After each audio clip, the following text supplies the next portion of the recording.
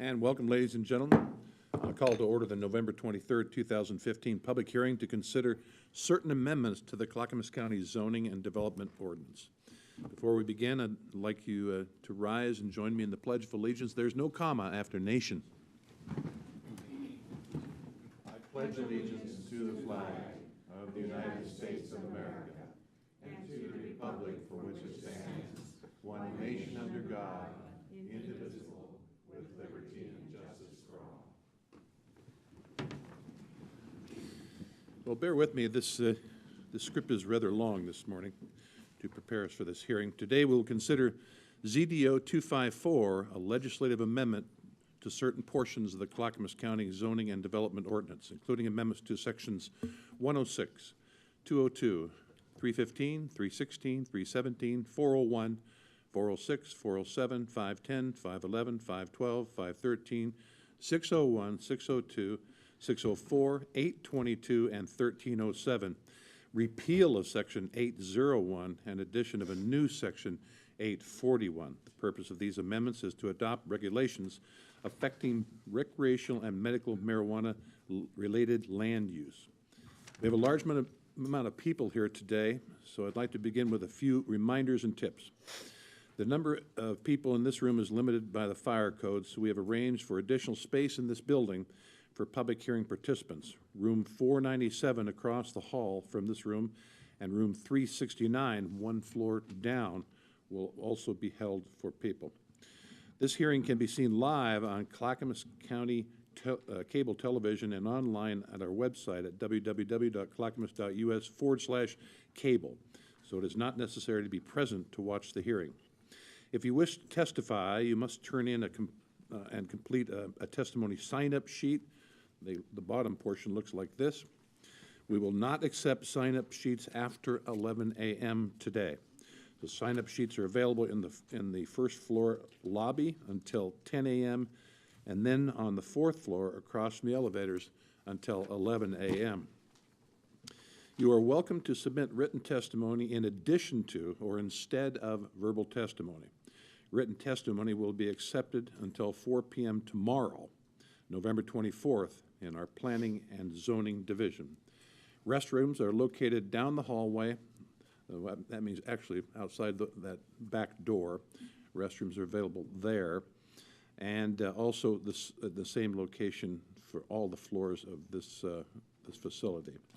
And a snack, lunch, coffee stand is available on the first floor of the Development Services Building right across from the plaza. It's called Just a Bite.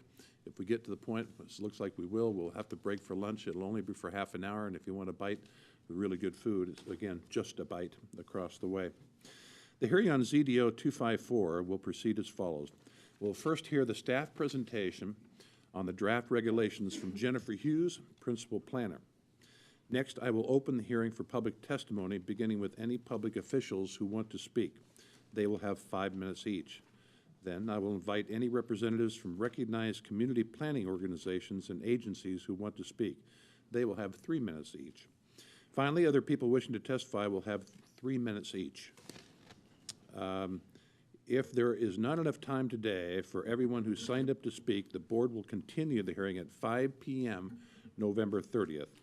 If everyone signed up to speak has a chance to testify today, the board will then continue the hearing to 9:30 a.m. Wednesday, December 2nd for board deliberation and decision only. Assisting us in the hearing room today are clerks Kevin Moss and Mary's not here. Mary Rathke's Assistant County Counsel Nate Boderman, and Senior Planner Kay Pollock and Sandy Ingalls. If you wish to testify, again, please complete the bottom of a testimony sign-up sheet, tear off the bottom, and give it to Sandy. The top of the page contains a summary of the hearing's guidelines as well as the number you have been assigned for purposes of providing testimony. If you have prepared a written statement, please give a copy to Kay. Kay's over here, by the way, and use your time to summarize what you've written. Copies will be distributed to the commissioners after today's hearing. The public testimony portion of the hearing will proceed as follows. I will call speakers up to testify by twos in numerical order in the order which they signed up to speak. I will also call up the next 5 speakers and ask them to sit in reserved chairs, it's right along that wall right there, at the front left side of the hearing room to be ready to move into the speakers' chairs when called. This will help us move things along in a timely manner. Again, each speaker will have up to 3 minutes to testify. Please begin by stating your name, and you don't need to give your address. That should be on your card, sign-up card, but if you can give us the general area where you reside, that would be great. The zip code or something, that'd be great. Please begin by stating your name and address, and again, that's addressed by city, will be fine. Please use your time efficiently. After you state your name and address, discuss your support or opposition to the proposals, concerns, other considerations, and recommended changes. Please speak clearly into the microphone so that the others in the room and those watching on cable or online may hear you.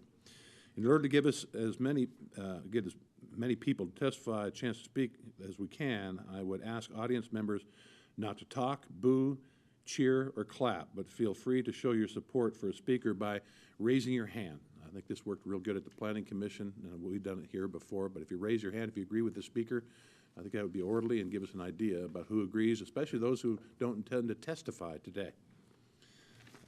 If someone has already provided testimony that addresses your concerns, you are welcome to pass up your opportunity to testify. People who are repeatedly disruptive, I'll recess the meeting and we'll come out and have a chat. It's a gentle chat.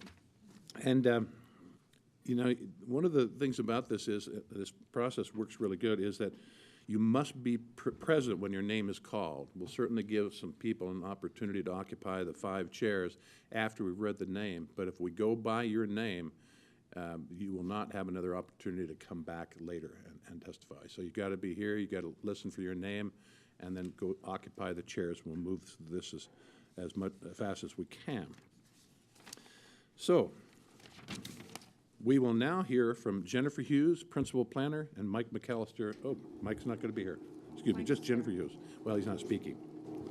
Good morning, Commissioners. Again, I'm Jennifer Hughes, Principal Planner in the County Planning and Zoning Division. I want to take just a minute to explain to members of the audience the packet of handouts that they had on their chairs. It includes an 11:17 overview of the current draft of the proposed regulations, a copy of the staff report that I did for the Board of County Commissioners, a copy of proposed ZDO Section 841, which are these very specific regulations that are currently on the table regarding things like odor control, noise, setbacks for these marijuana-related land uses, and a copy of the exhibit list through noon last Wednesday. So that's really, in case there's folks in the audience who submitted written testimony, they can check that and see whether, if it came in by noon last Wednesday, it should be on that list. If they don't see it, then as the chair mentioned, they have until 4 o'clock tomorrow to submit that, and we are continuing to receive new written testimony through 4 o'clock tomorrow that we will be forwarding to the board before your deliberation and decision next week. I also want to take just a minute to I think most of the people who are in the audience today are here because they're well versed on this issue, but on the chance that there are some folks who have come just because they received a colored postcard in the mail from the county, I do want to touch on that briefly. We mailed individual property owner notices to more than 50,000 property owners, the owners of all land in unincorporated Clackamas County. The reason we did that was because we are legally required to do so by state law if we are proposing something that would restrict or prohibit land uses that have been permitted in the past. And because the regulations that we're considering would restrict medical marijuana-related land uses that may currently be allowed on people's property, we needed to send those postcards, and so we did. As the board is well aware, the postcards include some language that can be concerning for people, that can be confusing for people regarding reductions in property value. We're required to do that by state law. We've made no determination that this proposal would in fact reduce anybody's property value. We're not considering any specific proposal on any specific piece of land. Sometimes people think when they get one of these postcards that their neighbor is proposing something. That's not the case. What we're proposing today is a general change to the text of the county zoning code. So it certainly could affect you if you receive the postcard. It certainly could affect what your neighbor could do. But again, no specific proposal is on the table today for any individual piece of property. We're not rezoning anybody's property. If your property is zoned residential, it will still be zoned residential after this proposal, if this proposal is adopted. What we are considering are regulations specifically related to marijuana-related land uses. John. So with that, I'll launch into the actual staff report. Jennifer, Yes. Go ahead, Jim. one thing I've had a lot of questions on is that this is unincorporated Clackamas County, has nothing to do with any city. That is absolutely correct. Unincorporated Clackamas County only. So what we are considering today is file ZDO 254, marijuana-related land uses. By way of background, medical marijuana was approved by the voters of Oregon in 1998, and medical dispensaries were legalized in 2014. Currently, the county regulates production and processing of medical marijuana in the same manner as similar uses. We have no specific marijuana-related provisions in our zoning code currently. The county regulates medical marijuana dispensaries through what's called a time, place, and manner ordinance that was adopted earlier this year by the board and is part of the business regulations in the county code rather than being part of the zoning ordinance. Recreational marijuana was approved by the voters in 2014, and the state will begin licensing recreational marijuana businesses in January of 2016.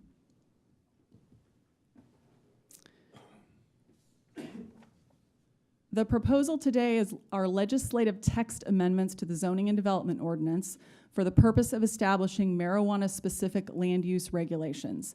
The chair actually read all of the specific sections that are proposed to be amended, so I will not do that again. I think it's important on this topic to explain what we're not proposing. We are not proposing regulation of personal recreational or personal medical marijuana as allowed by state law. We are not proposing regulation inside city limits, and we are not proposing what is commonly called the opt-out, a complete prohibition on one or more of the following: marijuana production, processing, wholesaling, or retailing. The board could pursue an opt-out, but that's done through a different mechanism and requires referral to the voters.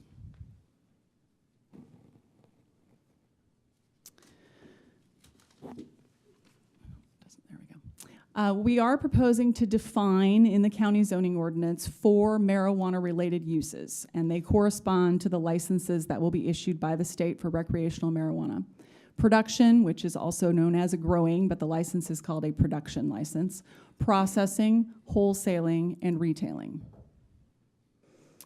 In residential zoning districts, we are proposing to prohibit production, processing, wholesaling, and retailing in all residential districts inside the Portland metropolitan urban growth boundary. In the Mount Hood urban area residential districts, there are 2 of those, Hoodland Residential and Mountain Recreational Resort, and in several rural residential districts, the RA1, RA2, and RR districts. Those are the rural residential districts that have a minimum lot size of 2 acres or less. And again, this does not affect the personal use allowance. So 4 plants per household for recreational marijuana is permitted without a license by the state. And on the medical side, although all growers have to be registered, there is a lower level which allows a card holder who lives on site to grow up to 6 plants. If there's more than 1 card holder living on site, a maximum of 12 plants total. Those uses would be exempt under this proposal. In addition, we're proposing to prohibit wholesaling and retailing in the RFF5 and FF10 districts. So those are our other 2 rural residential zones where the lot sizes are larger than 2 acre minimum. In the RFF5 and FF10 district, we are proposing to permit production as a primary use and processing as a conditional use. There would be standards, those are in that draft ZDO section 841, to mitigate impacts.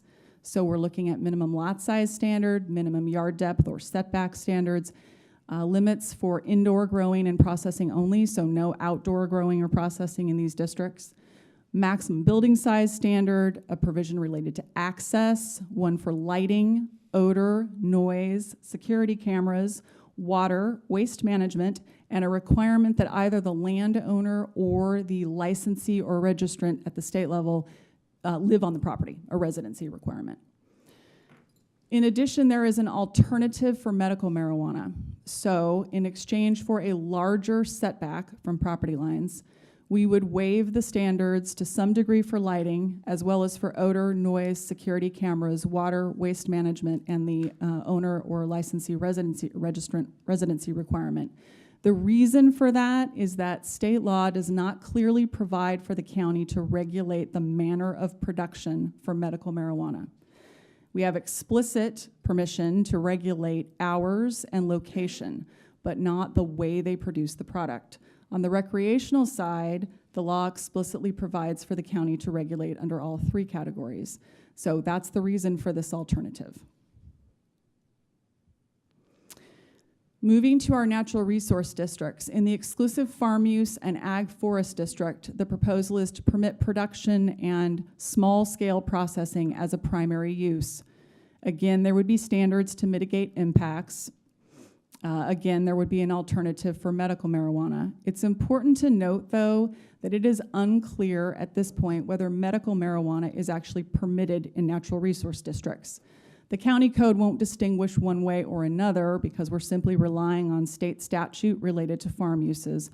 However, because medical marijuana cannot be for profit, up until this point, the Oregon Department of Agriculture has said that it is not a farm use, and we don't believe that what the state did under House Bill 3400 has resolved that concern.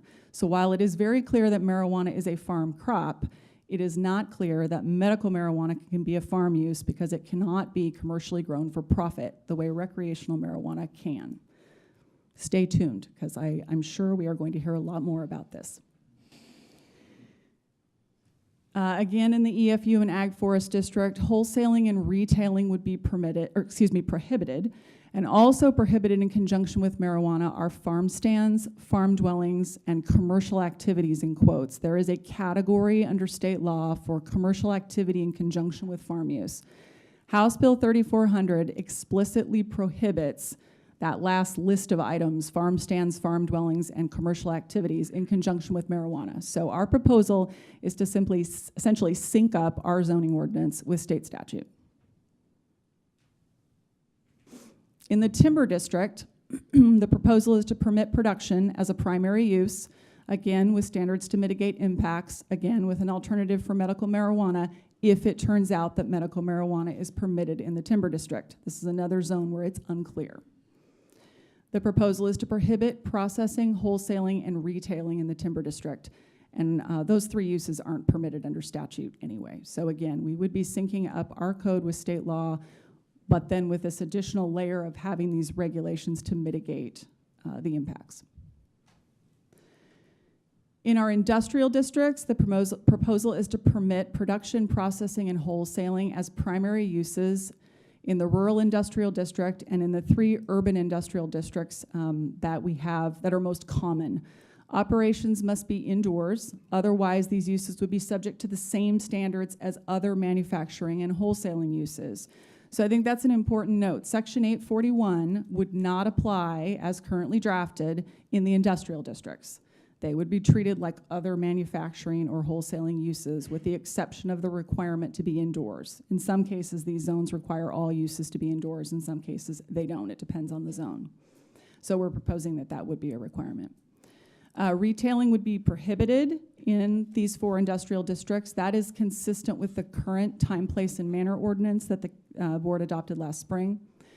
And to prohibit all marijuana-related uses in the campus industrial district. There's only 1 parcel left that's zoned campus industrial, and it does not permit uses that are similar to these. So that's why that proposal is the way it is. Moving to commercial districts, the proposal is to prohibit production in all commercial districts, to permit processing but not primary processing in several commercial zones with a requirement that the operations be indoors but otherwise subject to the same standards as other processing uses. These 5 commercial districts allow processing currently. So that's the reason why we just essentially treated this the same as other processing uses. The proposal is to permit wholesaling in the rural tourist commercial and rural commercial districts with operations indoors, otherwise subject to the same standards as other wholesale uses. The wholesaling of agricultural products is permitted in those zones currently. To permit retailing in urban and rural commercial districts. So these are nearly all of our commercial zones. There is, I believe, just one district that, no, 2, excuse me, that don't permit retailing of any kind. So that's the reason they're excluded. Standards would be adopted to mitigate impacts. So limits on hours of operation, odor, a restriction on window service. So you can't have a drive-through essentially or a walk-up window. A waste management requirement, limits on minors on site, prohibition on certain related activities and uses, and some minimum separation distances. And I'll talk about those a little more detail in a second. These standards, the county's current time, place, and manner code, if this is adopted into the zoning ordinance, then the expectation is that the time, place, and manner ordinance will be repealed and will regulate this strictly through the zoning ordinance. So what we've done is essentially moved those standards or proposed to move those standards into the ZDO, but then there have been some edits made to them. So a number of these standards are already in the county code currently. Regarding the minimum separation distances, the Planning Commission's recommendation was to repeal a number of the separation distances that are currently in the time, place, and manner code for retail dispensaries. So what they're recommending to you is that we adopt only what the state requires, with one exception. So what the state requires is a 1,000-foot separation between a recreational or a medical retailer and any elementary or secondary school, 1,000 feet. And then state law also requires a 1,000-foot separation between medical marijuana dispensaries. In addition, state law does not permit the county to have a separation distance between recreational retailers that is larger than 1,000 feet. So we don't have to have one at all, but it can't be more than 1,000. The Planning Commission's recommendation is 1,000 feet. In addition, the Planning Commission is recommending that in the rural commercial and rural tourist commercial zones, retailing be permitted as a primary use for medical marijuana, as a conditional use for recreational marijuana inside unincorporated communities. What you have, that would be a change. Currently, the county's time, place, and manner ordinance does not permit retailing outside the Portland metropolitan or urban growth boundary. You do have maps that I put on your desks today that we can talk about in more detail down the road a bit, but you've got maps there that show you, we've buffered from the schools, and we've given you a map for each of those rural unincorporated communities so that you could see what the impact would be.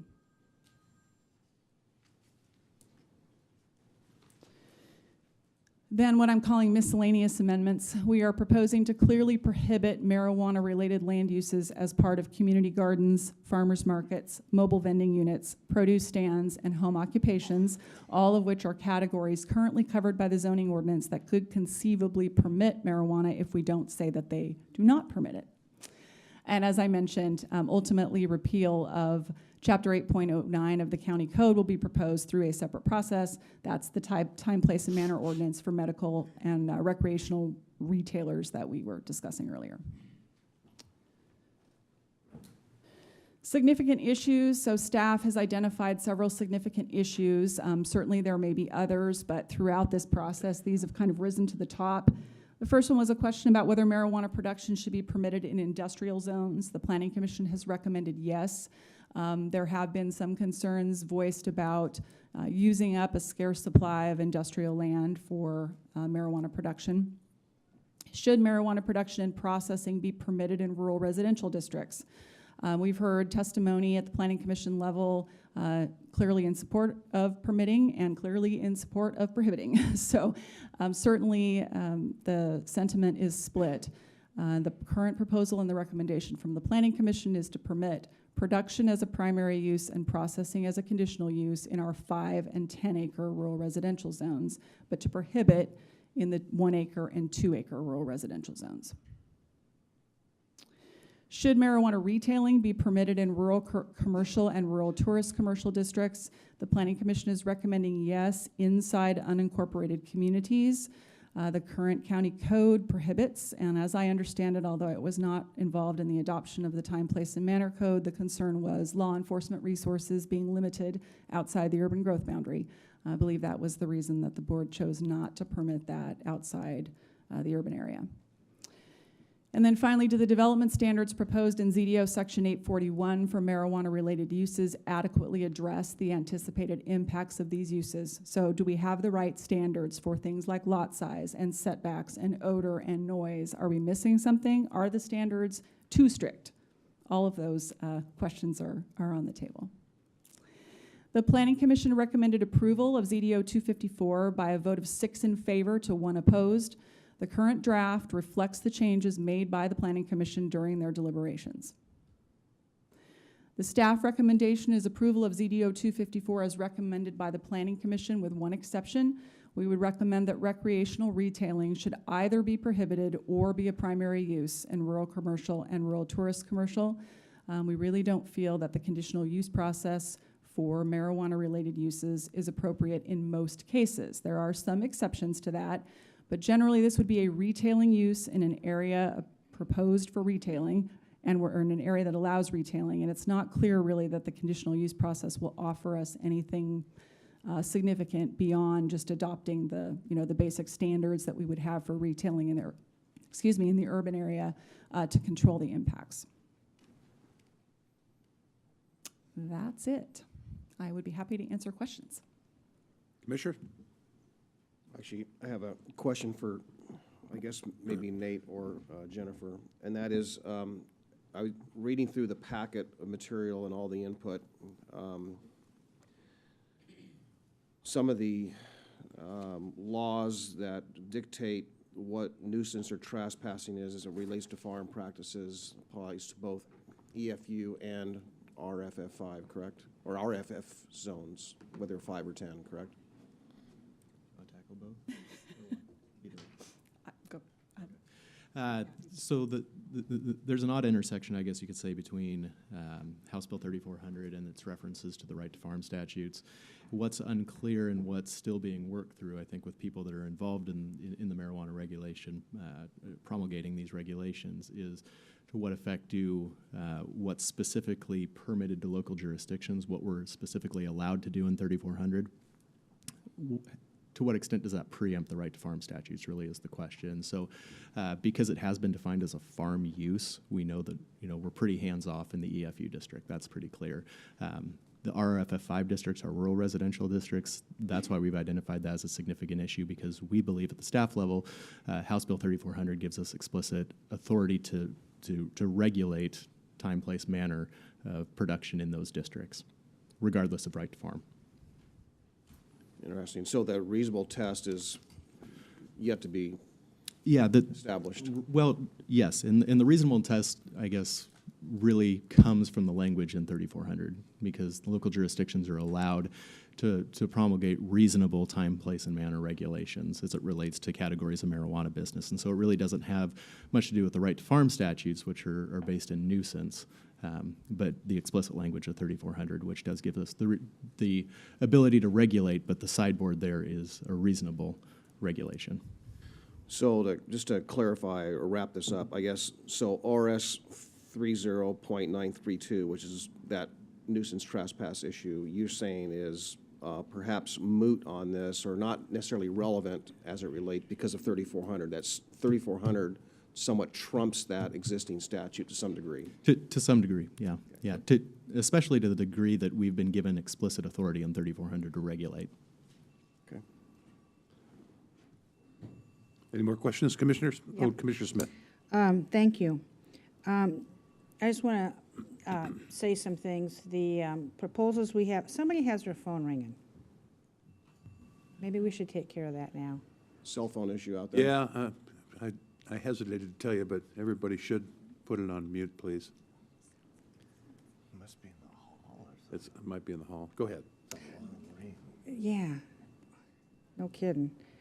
Today is just proposals brought forth to us by our planning department based on the hearings from the Planning Commission. And I just want to say those are proposals. And if any of you have dug down deep to say, ooh, I kind of don't like that, let us know. We're not deciding anything here today. We're just listening, and that's going to be our main task, I think, to use our 2 ears and not so much our one mouth, unless we have a question.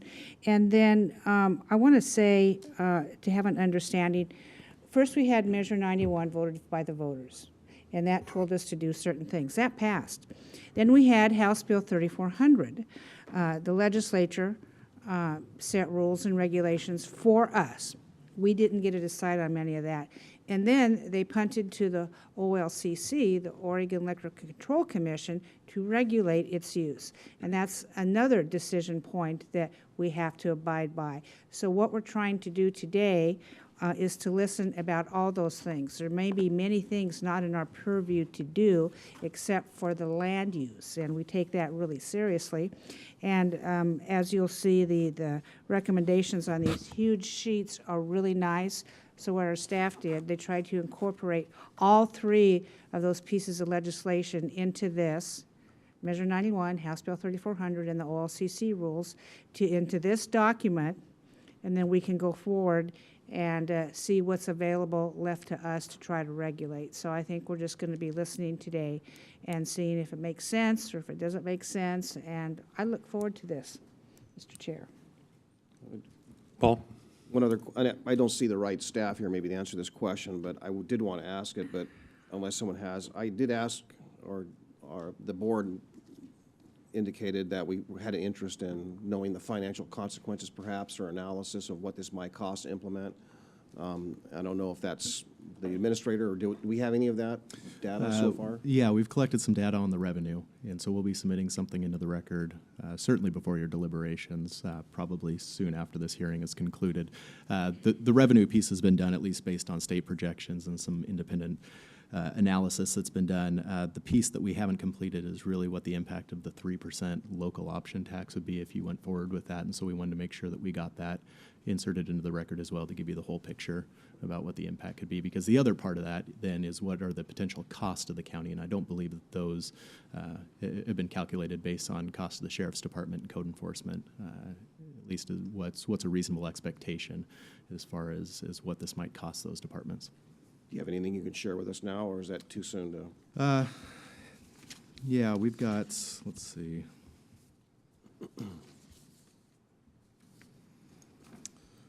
Just as far as revenue goes, potential revenue. Let's see, some notes I have here. OLCC on their website currently estimates $10.7 million in revenue for the 15-17 biennium. That's what they've anticipated. Part of the difficulty here, too, I'll just note, is that a number of the studies were done specifically for Measure 91, which had fundamentally a different revenue calculation because it was based on the weight of the product and taxation at the different stages of manufacture and production. What happened as a result of 3400 was the taxation scheme then went to a 17% tax that was imposed at the retail level. And so that fundamentally changed the calculations that were done when the voters were voting on this back in 2014. And so part of the difficulty, I guess you can say, with doing the analysis was trying to figure out what was based on the old calculation, what was based on the new calculation. But like I said, OLCC currently estimates $10.7 million in revenue. Everybody anticipates that the revenue will jump in the next biennium because retail sellers aren't coming online until late 2016 by all accounts. And so a good chunk of that revenue will be captured at the end, and then the full revenue calculation will be realized then in the next biennium when all the retailers are online. And the numbers. I want to get back to, we have a bunch of people waiting here to testify, and that's what we're here to do today is listen. So commissioners, I have one more commissioner who wants to ask a question specifically of the staff relating to what we have here today before us. Paul, do you have anything more you need to ask? Well, I did want to just, the reason I asked the question is that there's so many things that are moving here. And Commissioner Smith did a kind of a good job summarizing all the changes, but one of the changes from Measure 91 to that change in 3,400 was, it was declared a crop, which was a change, I believe.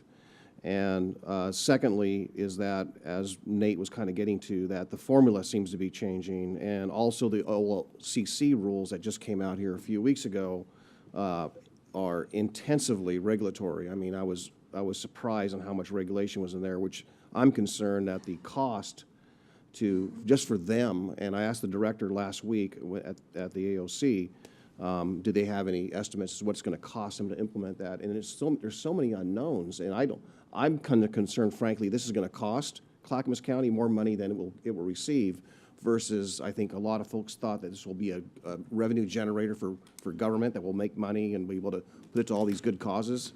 It doesn't appear that's the case at all. I wanted to point that out. I think that'd be a good discussion under deliberation. Commissioner Bernard. Well, I'm not so sure mine isn't deliberation, but you know, a lot of the decisions that we make on this, for me, depend on whether we put on the ballot the 3% tax. Because the enforcement, the enforcement's got to be huge on this. And when we start getting complaints, we're going to need to have people to go out and resolve the complaints. So that's my concern. And I know we can't, maybe we can say right now, but I'm in support of 3% tax. I just want to add that's a shame, again, that we're depending on sin tax, alcohol, cigarettes, gambling, again, to keep our state in the dollars, and it's just too bad. It should be noted that the 3% spoken of would be referred to the public in November election of 2016. If there's no further clarifying questions, we'll get into testimony. All right, I open the public testimony portion. Now, again, I'm going to call you up. The first two would come right up. The additional 5 would go sit there, and as we call 2 more up, I'll be calling 2 more names. I'm not telling you how to sit on those 5. Just sit there somewhere. All right, so the first 2 are Garrick Latta, Ed Mira. On deck is Craig Hayworth, Monica Gartner, Shirley Morgan, Mark Meek, and Laura Underwood.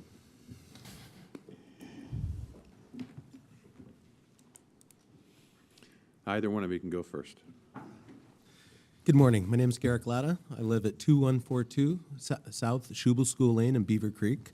I was also a member of the Clackamas County Marijuana Task Force that reported to the Planning Commission to help come up with some of the recommendations. I guess the first thing I want to talk about is I want to thank Mike McAllister, Jennifer Hughes, Nate Boderman, Darcy Reinhardt, and Ellen Roglin. They've all done an excellent job throughout this process. This last Wednesday, I got my testimony together, and I went online to double-check the Section 841, and it was still the old section up, so this morning is actually the first time I've seen the new section. I've been in the process of moving this last week.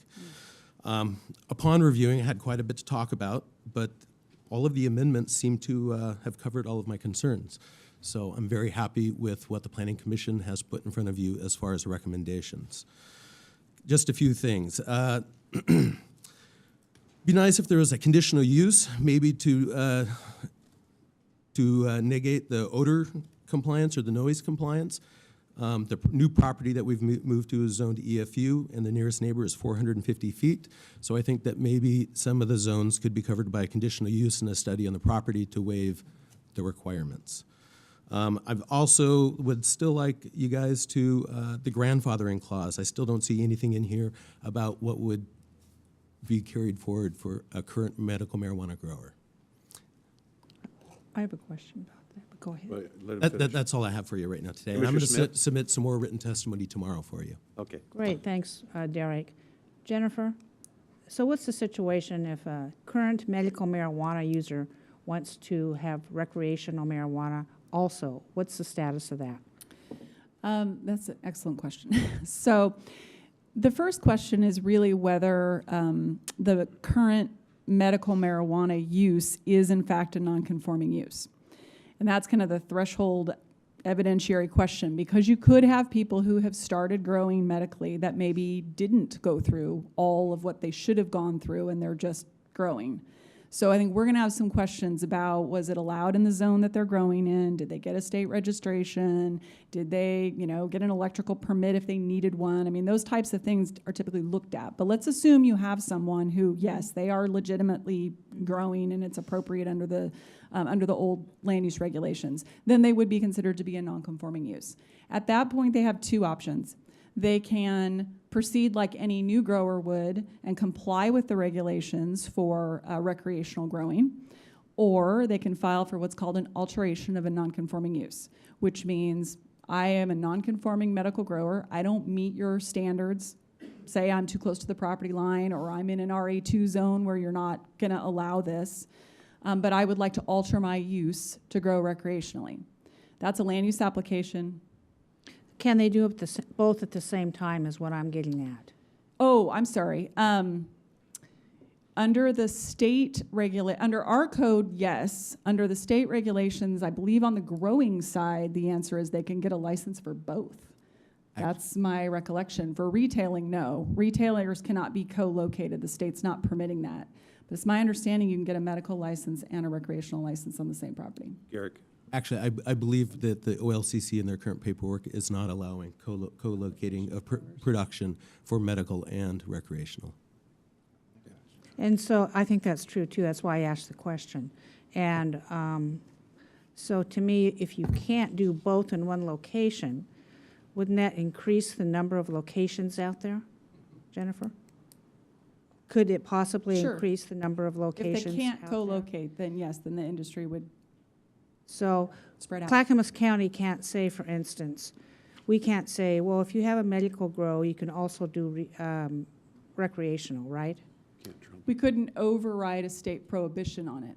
Okay, which Correct. comes from the OLCC. Yes, Okay. correct. Thank you. Yet another little. Nuance. Mr. Mira? Morning, Commissioners. My name is Ed Mura, and I'm a registered voter in Clackamas County and a representative of the Colton CPO. As you well know from my emails, letters, and previous testimony, I'm asking and will continue to ask the Commissioners to vote to option out of this procedure and to place a new measure in front of Clackamas County voters on November 2016. I have heard that certain Commissioners believe a majority of Clackamas County voters voted in favor of legalizing marijuana in Clackamas County. Nothing could be further from the truth. In fact, only a little over 36% of the registered voters in Clackamas County voted positively for 91. In the past few months, I've had an opportunity to talk with many of my fellow Clackamas County voters. Not a one of the ones I've talked to thought a positive vote for 91 would allow large marijuana grows on their neighbor's property. Not a one of them realized that such grows would be the source of industrial fan noise, air pollution in the form of the smell, not to mention the issues with potential water pollution and the overuse of electricity. As an example, one Clackamas County voter told me he voted yes on the measure, thinking that it would allow a person to have a small marijuana grow, much like making beer or wine at home. He never dreamed he would have a large commercial grow operation next to his residence where he is raising his small children. It is not too late. Please give the voters of Clackamas County this opportunity to educate themselves now that we know what a positive vote really means. Thank you. Oh, Isn't that cute? that's good stuff. Matches my jacket today.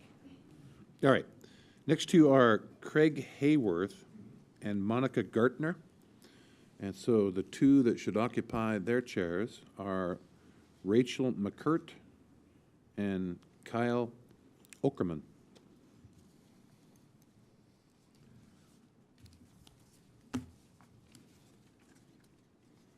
Thank you.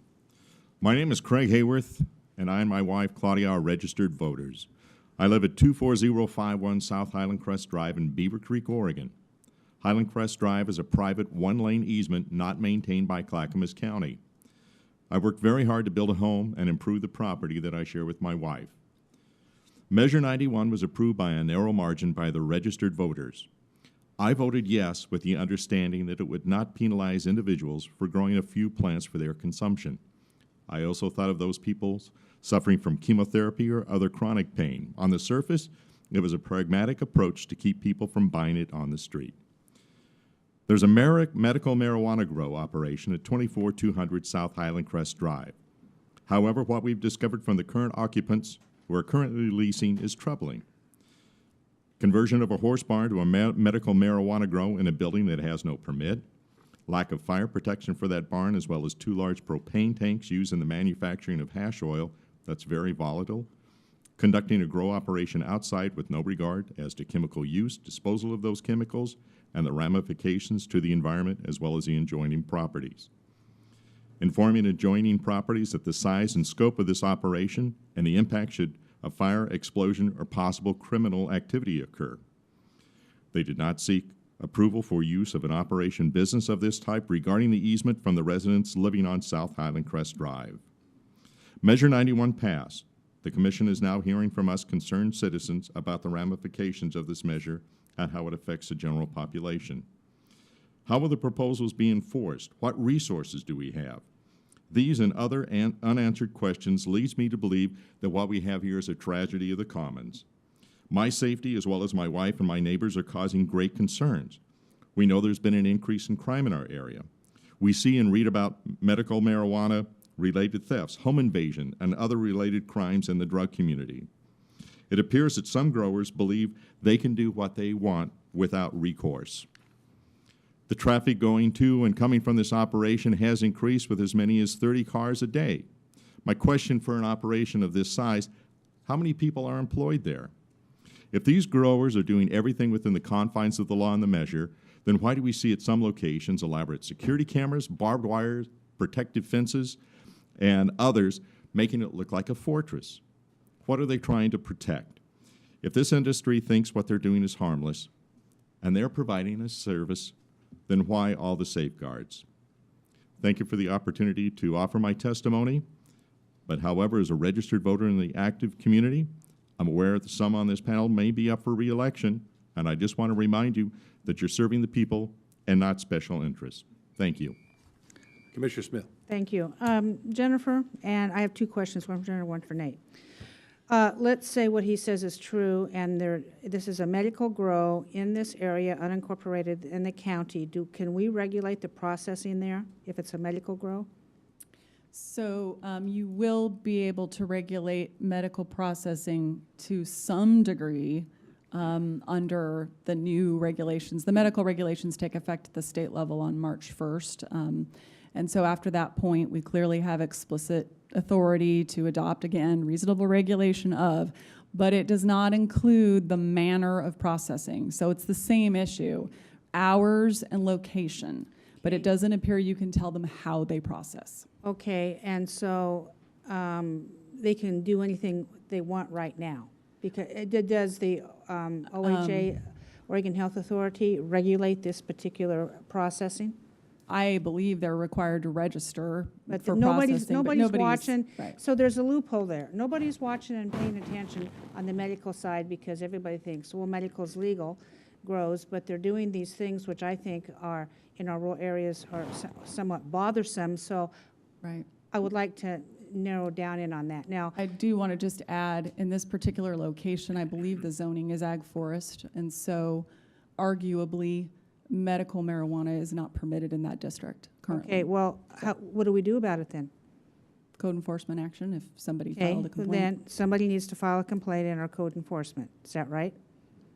That would be the appropriate recourse if there's issues. And this is this question of, so far, Oregon Department of Agriculture has said medical marijuana is not a farm use, but to my knowledge, nothing's gone to the courts on that question. Okay, So Nate, we I have don't know. Thank you, Jennifer. Nate, I have a question for you. If we were to opt out, the medical marijuana grows like this still would be operating, correct? The medical marijuana grows. Yeah. I mean, So there's, the opt-out isn't going to save us from well, from doing anything illegal. So the opt-out, what that does fundamentally is it prohibits the Oregon Health Authority, if you do an opt-out on the medical side and OLCC on the recreational side, from issuing new licenses. Okay. And so for the ones that are pre-existing, that are legally existing, help me out, Jennifer. I think that they are exempt. You can't retroactively opt out if they were legal in the first place. Okay, that's just one. Thank you. Commissioner Savas. Just want to build on that. I think that the change here, I think the public's becoming aware of some of the ramifications here. The change here is that the typical ag forest activities in rural residential areas is not 24/7, 365 days a year as far as employees and traffic. So, and if it's not permitted legally for medical marijuana facility in this area, then that's something our code enforcement has to cope with. But I think getting back to the recreational piece of allowing that in rural RFF5 and RFF10 is that my concern is this is unlike any other industry regardless, because they're not 24/7, 365 and the number of employees going off and on these properties. So I think it really takes away just the nature of those particular areas and what people expect would happen there or not happen there. So I have difficulty struggling with that commercial activity at that intensity and again, in those rural residential areas. Again, this is too much like deliberating. We are here to hear from 30 more people. I'd encourage commissioners to write down any questions they have, and we can certainly have Jennifer and Nate wrap up those questions after we finish public testimony. Go ahead. My name is Monica Gardner. I live in Boring, Oregon. You have heard from me before. Move up towards the microphone a little bit. Oh, I'm sorry. Right. Yeah. My name is Monica Gardner, and I live in Boring, Oregon, and you have heard from me before, so I'm not going to go over cameras and any of that kind of stuff, okay? My concern right now is due diligence. I know how much of a job this is going to be for all of you. And I can't see how in this short time frame given you could have done all the due diligence that is necessary on this issue. Most of us exercise due diligence every day. Are our children dressed warm enough to go on a field trip? Are there enough parents or staff along? What kind of emergency provisions are in place for such an outing? This seems to be a simplistic example until there is a lost child or a school bus accident. Very similar with any issue we deal with nowadays. Have you commissioners, as stewards of Clackamas County, done all of your due diligence regarding pot growth before making possibly the most crucial decisions during your tenure of representing all of Clackamas County's citizens?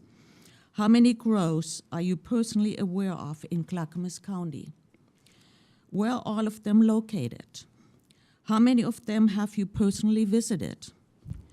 How do these grows impact neighborhoods in rural areas of Clackamas County? What is the impact on the environment due to the overuse of synthesized or organic fertilizer runoffs into our streams, small lakes and groundwater, and therefore wells? Why would Clackamas County ruin their land and reputation as gateway to Mount Hood in order to make this recreational drug available to the largest population in our state, in Multnomah County, and into other states? Let them grow their own. Will the taxation of the pot industry bring in enough revenue to cover additional staffing for police, fire departments, code enforcement, and drug rehab that will be needed? Why not opt out until a thorough due diligence has been completed? Thank you. Now, Shirley, you were supposed to be sitting on the side chair. You're next, but I know. Thank you both. Okay. The next are Shirley Morgan and Mark Meek. And the replacements in their chairs are Jean Roberts and Rocky Roberts.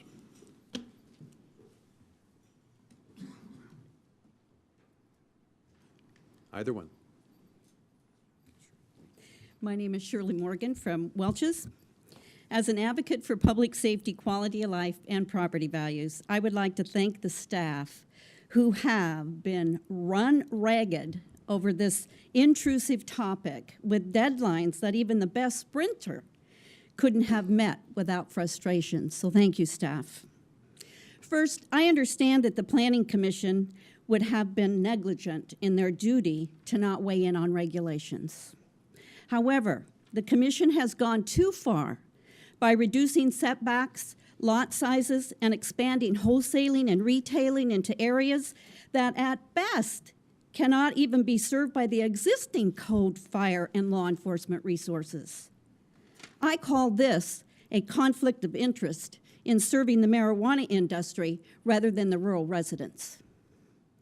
OLCC's rules are frightening. More than one license will be issued at one site address, meaning that a 20-acre EFU parcel can be leased out to more than one grower, using the entire piece of land to grow marijuana. OLCC does not regulate a maximum number of licenses, potentially resulting in an entire community being taken over by marijuana growers. Second, there are over 47 cities and counties that are opting out. That includes Marion County, and tonight Deschutes County Planning Commission is leaning towards an opt-out. The weight of evidence provided has culminated in a strong message to opt out. I suspect the pro-marijuana advocates are more fearful of an opt-out succeeding, because when rural residents find out what is really in HB 3400, they are going to be furious. An opt-out allows those most impacted to have a voice, and those who believe that it won't pass, then the county should be waiting in the wings with a reasonable land use ordinance that can be passed. The pro-marijuana advocates show up at hearings with their out-of-county threatening attorneys. But the citizens who are registered to vote in Clackamas County show up with their heart, their investments, concerns for their family, and for their public safety, quality of life, and property values. And the attorney representing the citizens is their vote. Safe drug policies begin by serving those who live here rather than those who move here. Thank you. And I want to close by taking my testimony to Kevin, but I also have an award for each of you. I'm calling it the official Skunk Award, in jest, for Commissioner Schrader, Ludlow, Smith, and Bernard for voting totally just land use. And Commissioner Savas, I have one for leadership and integrity for you for at least advocating on behalf of both. Thank you. Mr. Good morning. Mark Meek from Clackamas. And while I'm a member of the Clackamas County Planning Commission and you have the Planning Commission's recommendation before you, I'm here to express my own personal opinions and my support for regulating the production and distribution of recreational and medical marijuana in Clackamas County. I know that it would be easier to kick this responsibility down the road and temporarily opt out, but I think that would be a grave disservice to our community. You have the unique and historic opportunity facing you today, which could have lasting effects for many years to come. I know you will hear testimony, hours of testimony, maybe, regarding this matter, but both in support and in opposition. You will hear how some neighbors are just not very considerate, and you will hear how overregulating will deplete the supply of medical marijuana. I believe that the work that the Planning Commission has put forth was very well thought through and is a good starting point in which you can move forward. One quick point I would like to make, say we opt out until November 2016. How many more legally established operations will go into effect without the oversight and regulation of this governing body? Those legally established operations will then potentially be a non-conforming use or grandfathered and without the oversight of, I believe, this commission can establish today or this week, this year. If you think back at the work that was done with the OLCC when it was established in 1933, and the work that our community labored through to regulate its use in our county, that effort, despite the consternation of our community, has stood the test of time and has been re-evolved over the years also. If you've traveled outside of Oregon, the control of liquor and its consumption can range from liquor sales in your local Safeway through open consumption on the streets. I like the way that Oregon has managed the distribution and consumption of alcohol in our communities and hope that this commission will provide a fair and equitable process in which this law may be implemented in our community. That's it. Thank you. Thank you. Thank you. Commissioner Savas. Chair, I think it's, I'm not here deliberating, but I think it's important. Mark Meek just raised a very good point, and I think we have a responsibility to educate everyone out there so we thoroughly understand. So I do appreciate the Planning Commission's work on this, and I think it's important that we actually do proceed with actual regulations that are reasonable, and we determine what that is probably when we deliberate that. But that doesn't foreclose us the opportunity to pursue the opt-out, put the regulations in place anyhow, and should the voters vote to opt out, great, we opt out. If they choose not to do that, we have regulations in place. So I think that we can refine those even better as the rules come out. We heard from the director from the LCC that even those rules won't be finally adopted until June of next year. So this is all a moving target. So it's premature to wrap all of our confidence and faith that, you know, what we have before us today is actually what we'll all be facing statewide, you know, come June.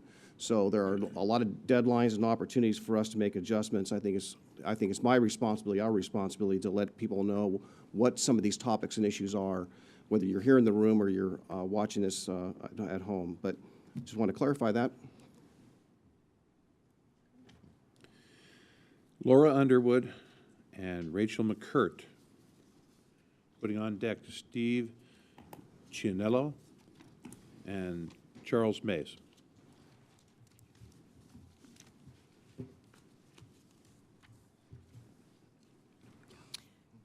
Good morning, Commissioners. My name is Laura Underwood, and I live east of Sandy, near the once old historic Oregon Candy Farm. Throughout the marijuana land use regulation process, I have heard the marijuana industry beg to be regulated. Regulate the hell out of us. That's what we want, said a prominent medical marijuana dispensary owner during a task force meeting. To regulate is a principle, rule, or law designed to control or govern conduct. It sounds good, doesn't it? As though the marijuana industry wants to be compliant and accountable for their products. When regulations were being proposed for land use, and some of the pot growers were voicing their concern with some of the regulations, the pot attorneys were quick to threaten litigation. Due to this constant threat, the Land Use Commission became litigation fear-based and were pressured to develop liberal regulations in favor of the pot growers.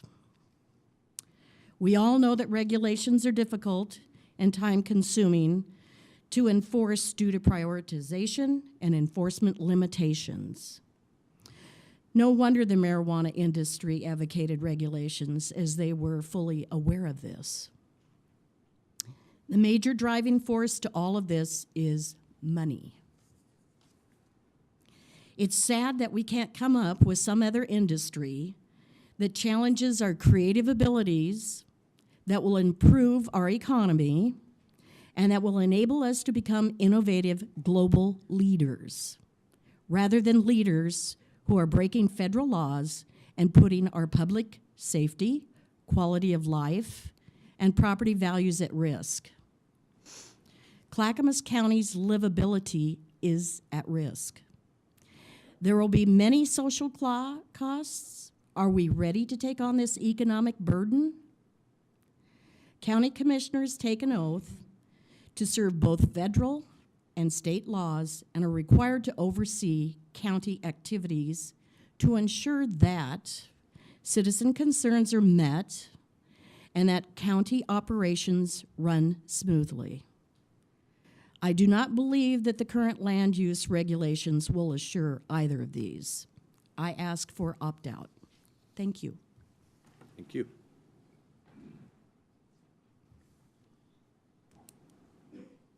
You're up.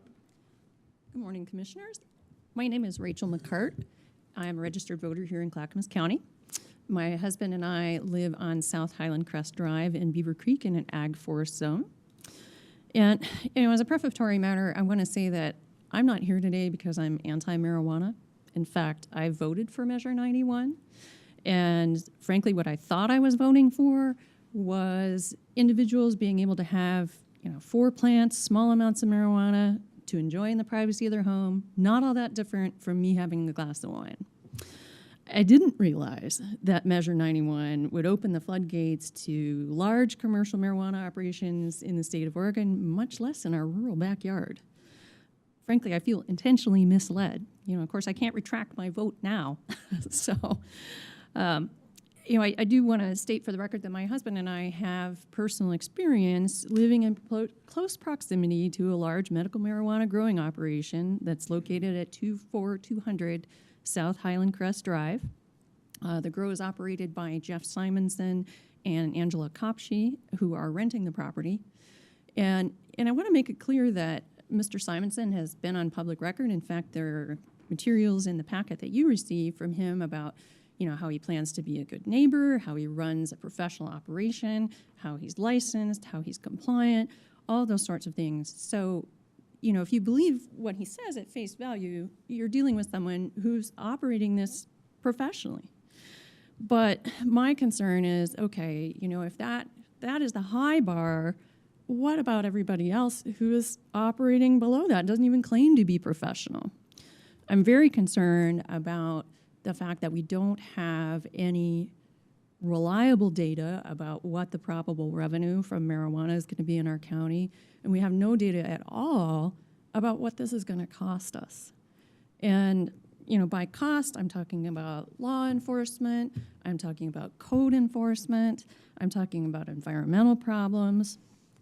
And, I'd just sort of like to give you a preview of what's going on with this professional marijuana operation behind us, and how it's causing problems, and how I think those problems are going to cost the county to deal with.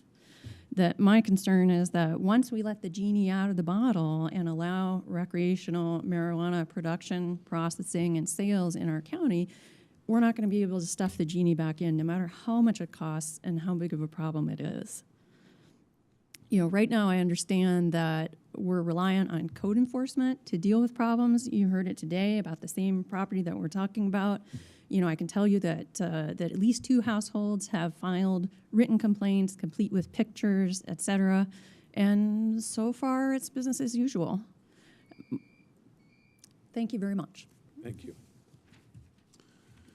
Thank you both. Rachel McCurt, Kyle Okerman. That's Rachel. Oh, sorry, Rachel. In fact, all right, we've got Kyle Okerman. I want Jean Roberts, please. What's that? Come up here. I know you're there. And then call on deck Tyson Hayworth and Janie Oak. No, go ahead. Either one of you. Good morning, Commissioners. My name is Kyle Okerman. I'm from Boring, Oregon. I am pro-production of legal marijuana. I've been in the business for about 2 years now, and I've been a medical marijuana grower. I live in a neighborhood that is a gated community. I have very established neighbors in the neighborhood. I live next to Gresham SWAT Sergeant, and I am a great neighbor. I hear a lot of horror stories here of people that are creating problems with medical marijuana, but I think there's also a lack in medical marijuana of enforcement at all. I know a lot of people that grow over their numbers. I know a lot of people that smell. I know a lot of people that don't really care, and those are bad neighbors. Going forward, we're trying to expand. We've found investment money.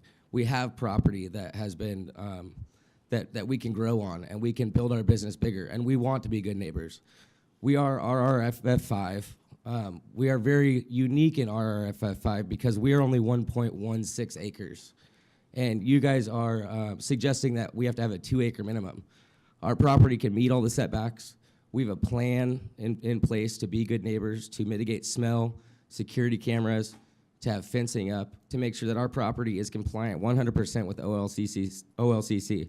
I'm here to ask the commission to please understand that if we can be compliant with what you guys are asking with your setbacks, with your rules, with where you want us going forward, to please understand that the little guys do matter in this, and that we do want to be good neighbors. And I understand there are bad people out there that want to, that have ruined a name for our business. I have a lot of people in Boring that I know that they smell for days and days and days. And, this time of year, Boring smells really bad. And I believe that that's ruined the nature of our business. We voted yes on Measure 91. We're moving forward. We want to build this business. We want to make a good name for ourselves, and we love that you guys want to regulate us. And we want to be regulated. And I understand people say that they just said that they asked to be regulated. Well, I get that. But there are good and bad neighbors. And we want to be good neighbors. And I think there's a lot of people out there that have a lot of investment money in this. We put thousands of dollars into it so far.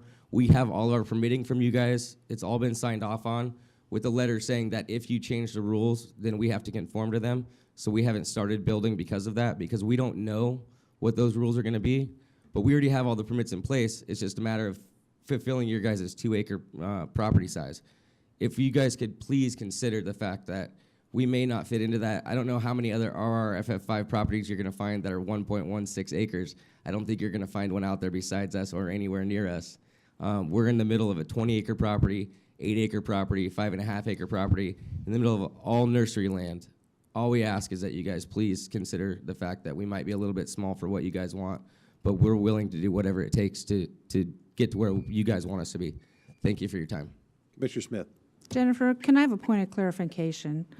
You started out with saying no 2 acres or less for businesses. That means recreational marijuana? Or is that both recreational and medical? I just The want to, lot size standard that the Planning Commission has recommended would apply to both. okay, got it. Yes. I just wanted to make sure on that. So we have one person saying that they don't like that designation. Just making a note here. Thank you. Go ahead. Hi, my name's Jean Roberts. I live at 48220 Southeast Highway 26 in Sandy. The passing of 91 was by a very small margin, and please do not forget about the people that voted no to this federally illegal drug. And they are the ones that are most impacted by the land use regulations that you're going to be passing. The drug people tell you to regulate them, and of course they do, because they know that we do not have the manpower or the money to enforce those regulations. Setbacks need to be in place, 100 feet or more.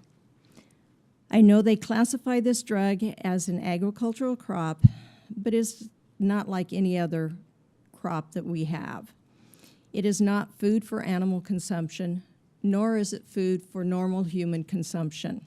It is a Class 1 drug. Being a 3-time cancer survivor, I know a little bit about getting medication. And I did not have radiation or chemotherapy treatments coming to my house to give me treatment.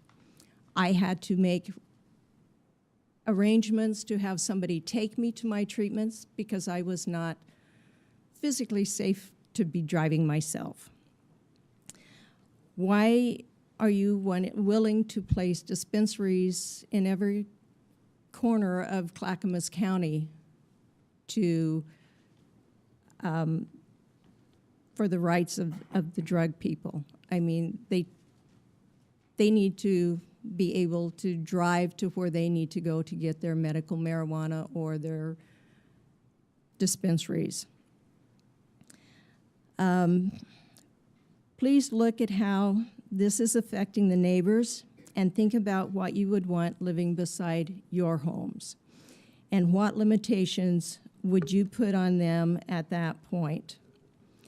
Personal safety, quality of life, and property value, those are the 3 main items that you look at when you're purchasing your home. And as a registered voter of Clackamas County, I urge you to opt out. Thank you. Thank you. Thank you, Commissioners. Thank you. All right, Rocky Roberts and Steve Chinello. So on deck will be Albert, I think it's Nutz, N-O-T-Z, and April Dobson.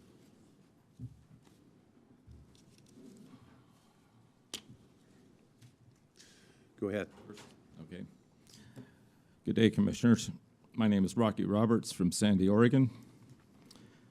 As a registered Clackamas County voter, I ask you, how can you not, in all good conscience, choose the opt-out option that has been provided to you in HB 3400? Why is this commission so all fire hurry to send Clackamas County down this misguided road the drug culture is swaying you to follow.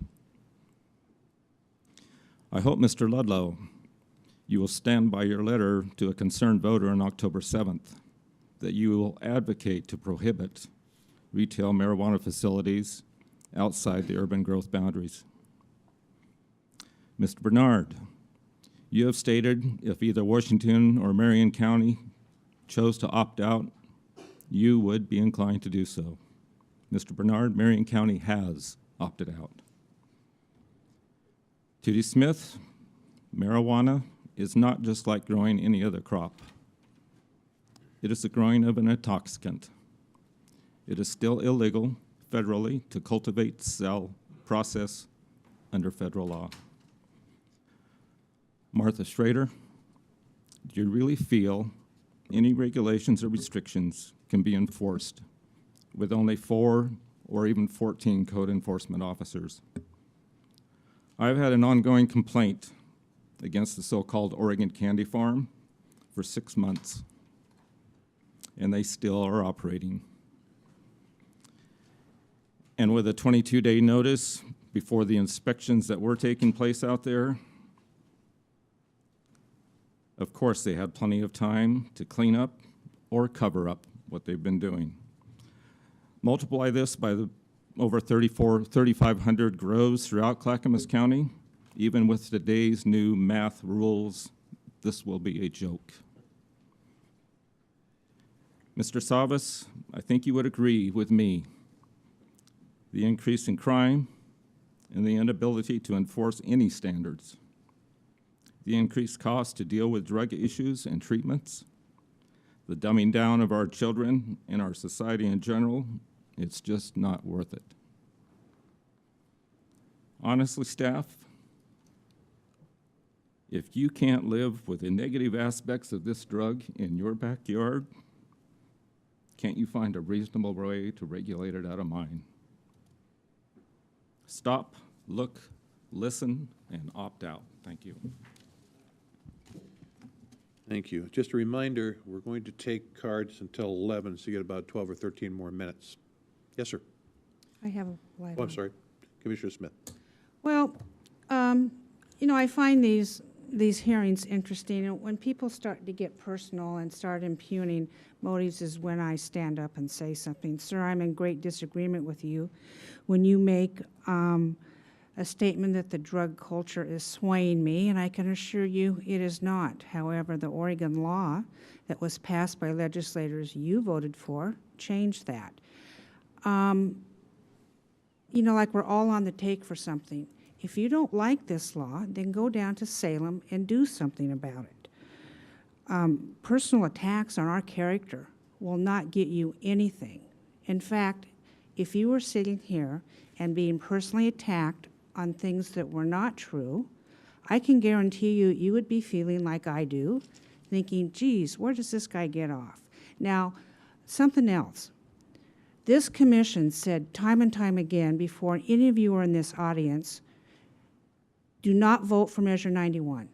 And some of you didn't. But we had testimony from a lady who voted for it because, oh, it's going to make everything okay and fluffy. Like some of my family members voted for it because they thought, well, it's going to, you know, I can have a puff here on the weekend, I'm okay. And we repeatedly said, vote no on this. And because you voted yes for it, somehow I have the authority to change that? Gee, I don't think so.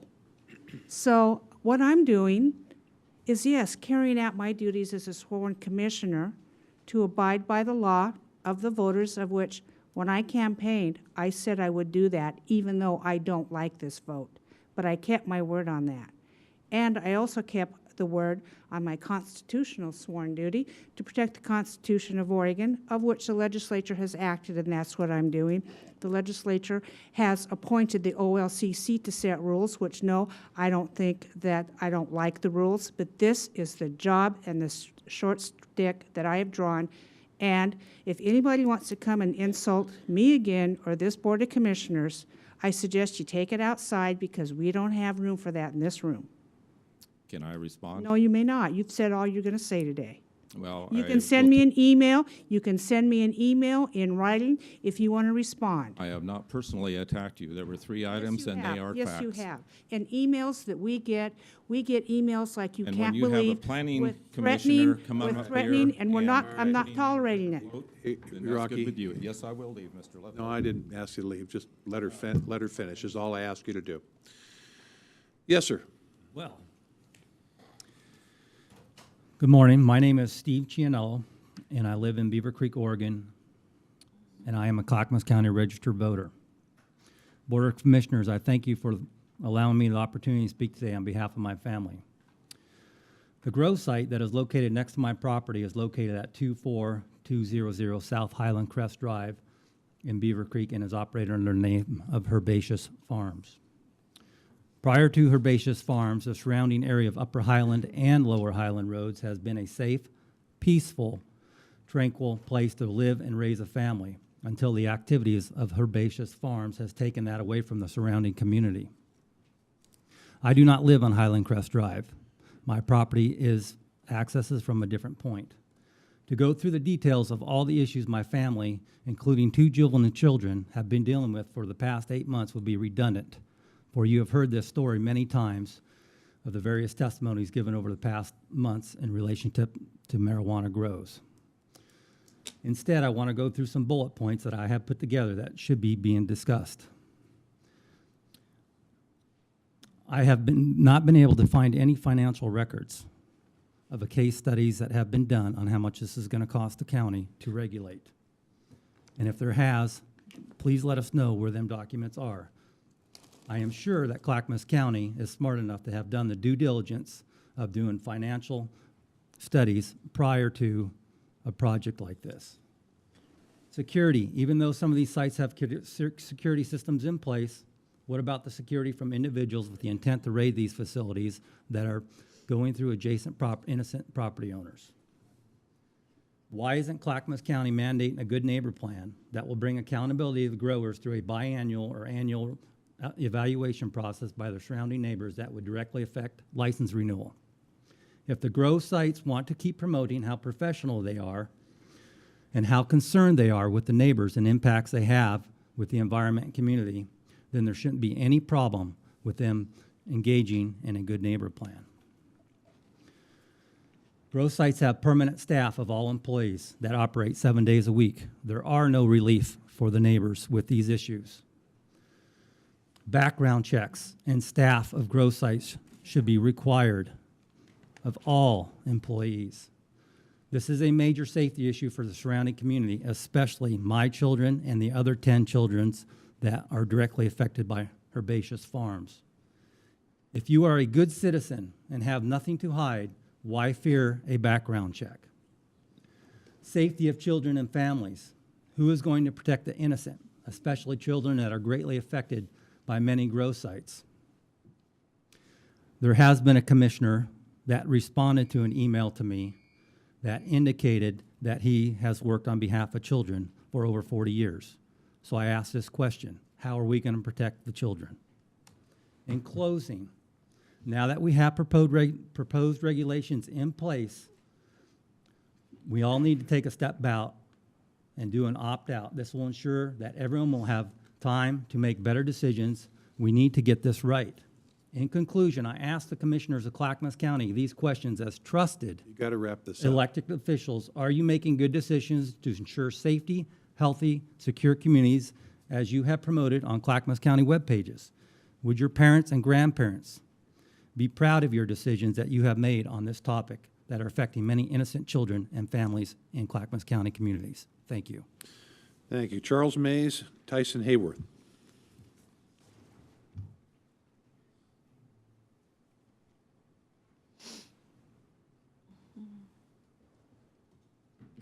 Again, a reminder, 6 minutes left to submit your card for testimony. My name is Charles Mays. I live here in Canby. I'm really disappointed with all these senior citizens and all these people that are speaking against this new ruling that the Oregon voters have accepted. You know, I have 20 acres out here in Canby, and I like the farm out there more than you know. I bought that farm because we wanted to divide it up in 5-acre plots. But you know, because of all these busybodies telling us what to do with our land, we can't do anything, you know. When are you folks going to get tired of telling people what to do with their land? The voters have spoken. Let them do what they would like to do as their business. You know, what you do in your business is in your yard. That's your business. Stop being busybodies. You know, I can't say it any simpler than that. Yes, sir. Thank you for taking the time to hear my testimony. My name is Tyson Hayworth, and my 6-acre EFU cannabis farm called So Fresh is where I live with my wife and 2 children and is located outside of Canby in unincorporated Clackamas County. We pay family wages, taxes, and currently legally employ 10 people cultivating certified organic cannabis full-time for Oregon's medical and adult use market. On January 4th, my business plans to apply for an OLCC production license.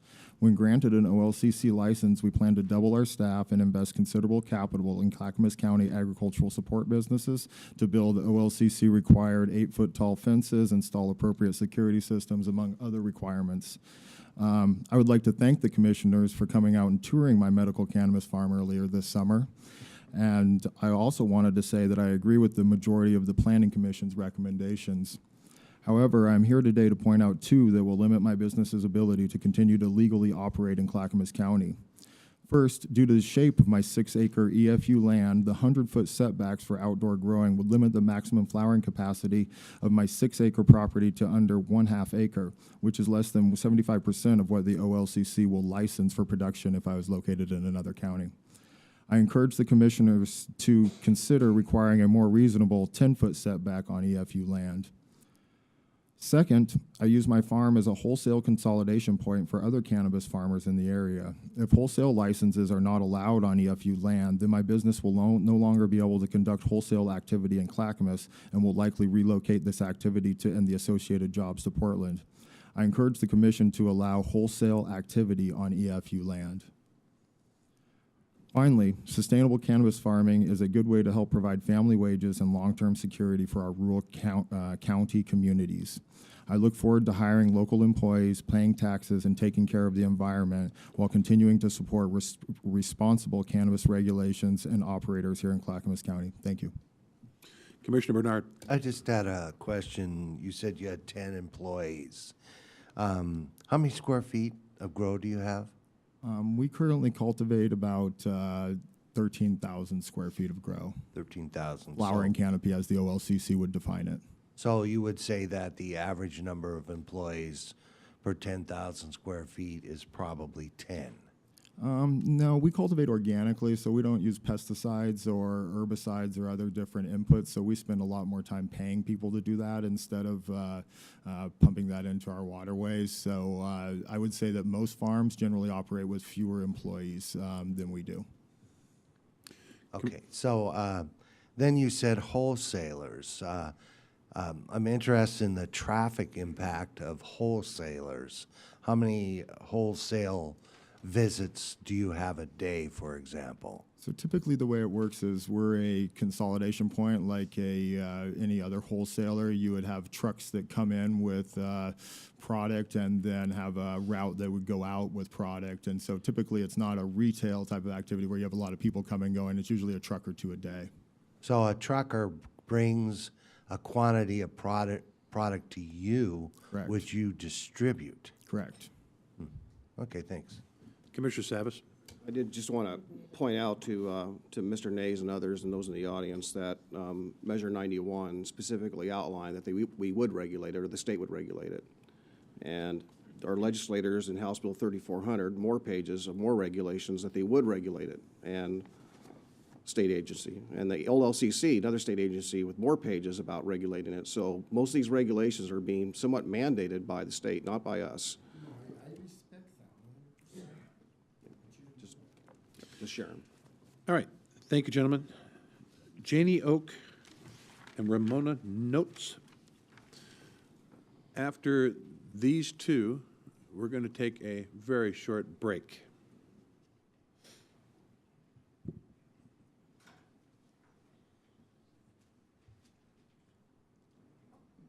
Either one of you. Good morning. My name is Janie Oak. I live in the Oregon City area. I've worked as a professional woman my whole life. I was Chief Administrative Officer in the Department of Microbiology and Immunology at a major university before I moved to Clackamas County 14 years ago.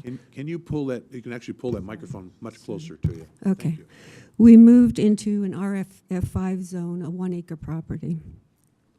You know me in your neighborhood because I always smile and wave and you smile back.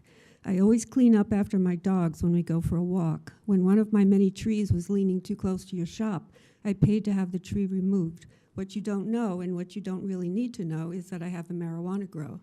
At the time I retired, I was also diagnosed with glaucoma, and I applied for and received an OMMP card. I couldn't afford dispensary prices in the long term, so I decided to grow. I invested in a grow box and currently have 9 plants flowering. My goal has always been to grow well enough to take on a couple of medical marijuana patients, preferably other seniors. And by the way, I do have a patient lined up who's a female veteran with PTSD. I've become very good at growing this plant indoors hydroponically. It has been bug-free, so there is no need to use pesticides. Other points that I've heard: smell. There is no smell coming from my house. I've invested in filters that duct out into the backyard, and there is absolutely no odor outside. Traffic. As far as I'm concerned, the fewer people who know where my grow is, the better, so there is probably less traffic to my house than any other in the neighborhood. Some people say they don't want to change their lifestyle. Well, your lifestyle is none of my business. You are telling me I have to change mine. Concern about a reduction in property values. My goal has always been to help seniors, so I don't expect to be making money from this, but if I did, it would go towards a much-needed roof and other improvements, which would only help the neighborhood, not hurt it. So why are you picking on my RFF5 1-acre property? It all comes down to money, doesn't it? Because if I had lots of money, I'd just be buying up properties and paying for lawyers, and I wouldn't be here. But I don't have lots of money, so I'm an easy target. I'm only looking to growing 12 more plants. They're not going to take over the neighborhood. They're 18 inches high, not 6 feet tall, as one of the planning commissioners seemed to imply. Finally, not only are you taking away my ability to help a few seniors whom they need me, but you're also closing the door on my ability to make a few extra dollars and money to reimburse my investment. There's not many opportunities for a 65-year-old woman with medical issues to earn a few extra dollars. And now is the time in this world when we should be showing compassion towards others. Why would you want to take that away from me, and what are you implying? That you'll put me in jail or fine me enough to make it impossible to stay in my property? Kick an elderly couple out on the street? I think it's really unconscionable. I would ask that you consider my plea to have a heart, even if it means grumbling from some. Why? Because it's the right thing to do. Thank you. Yes, ma'am. My name is Ramona Knotts, 30200 South Shandell Road, Molalla. Our property is 52 East, 0600405. I live in a zone of EFU. Our road is a single gravel lane, Lot 401, privately owned by Bob and Doris Harper, Lot 404. We have 4 homes with easement rights on our private road. I agree with the way that you listed ordinance amendment to state 841.03E, access. The subject property shall have frontage on and direct access from a constructed public, county, or state road, or take access on an exclusive road or easement serving only the subject property. However, this standard will be waived if the property takes access via a private road or an easement, which also serves other property, and evidence is provided by the applicant in the form of a petition that all other property owners who have access rights to the private road or easement agree to allow the specific marijuana production or marijuana processing described in the application. Such evidence shall include any conditions stipulated in the agreement. And I want this put into the new zoning. And another thought. Taxes on the marijuana crop will not be collected efficiently when money is not reported by bootleggers. I object to the amendment 84103M, which says exceptions. It allows the rule breakers to run amok. Thank you both. Take a look at that, thank you. Exceptions, M. Exceptions, M. Thank you. All right, as promised, after those two, we're going to take a short break. So literally 5 minutes, folks. My Mickey Mouse watch says about 4 or 5 after, so at 10 after exactly, we'll reconvene and add these two people to the list, Gary Schultz and Matthew Gentry. So it's recessed. All right, ladies and gentlemen, I call back to order the Clackamas County Board of Commissioners in this public hearing. Next up, we have Albert Knotts and April Dobson. Now, I put on deck Gary Schultz, in case you didn't hear the reading of that, and Matthew Gentry. I see only one up there. So I'll call up another one on deck as well, Aaron McCart. All right, yes. Either one of you. Okay. I'd like to address the commercial Tell us your production. name and approximately where you live, Oh, please. okay. My name is Albert Knotts. I reside in Clackamas County, EFU. My family has resided in Clackamas County for over 100 years. And I'd like to address the commercial production of marijuana. And I believe there's that you should consider one thing, and that is safety. Safety and security when you're considering these zonings. Do you want these facilities spread from Estacada, Molalla, Canby, all over the county? It's a security nightmare. Also, on my property, I'm in a rural area, and I live on a fairly busy road, and I drive up and down that road every once in a while. How many policemen have I seen in the last year? One. One county policeman out there. Wow. You know, you're going to have a lot of security if you're going to put all these facilities all over the county. But what I suggest is you put these facilities in a commercial area where they're contained in one building, and where you have access to security, water, sewage, electricity, and fire.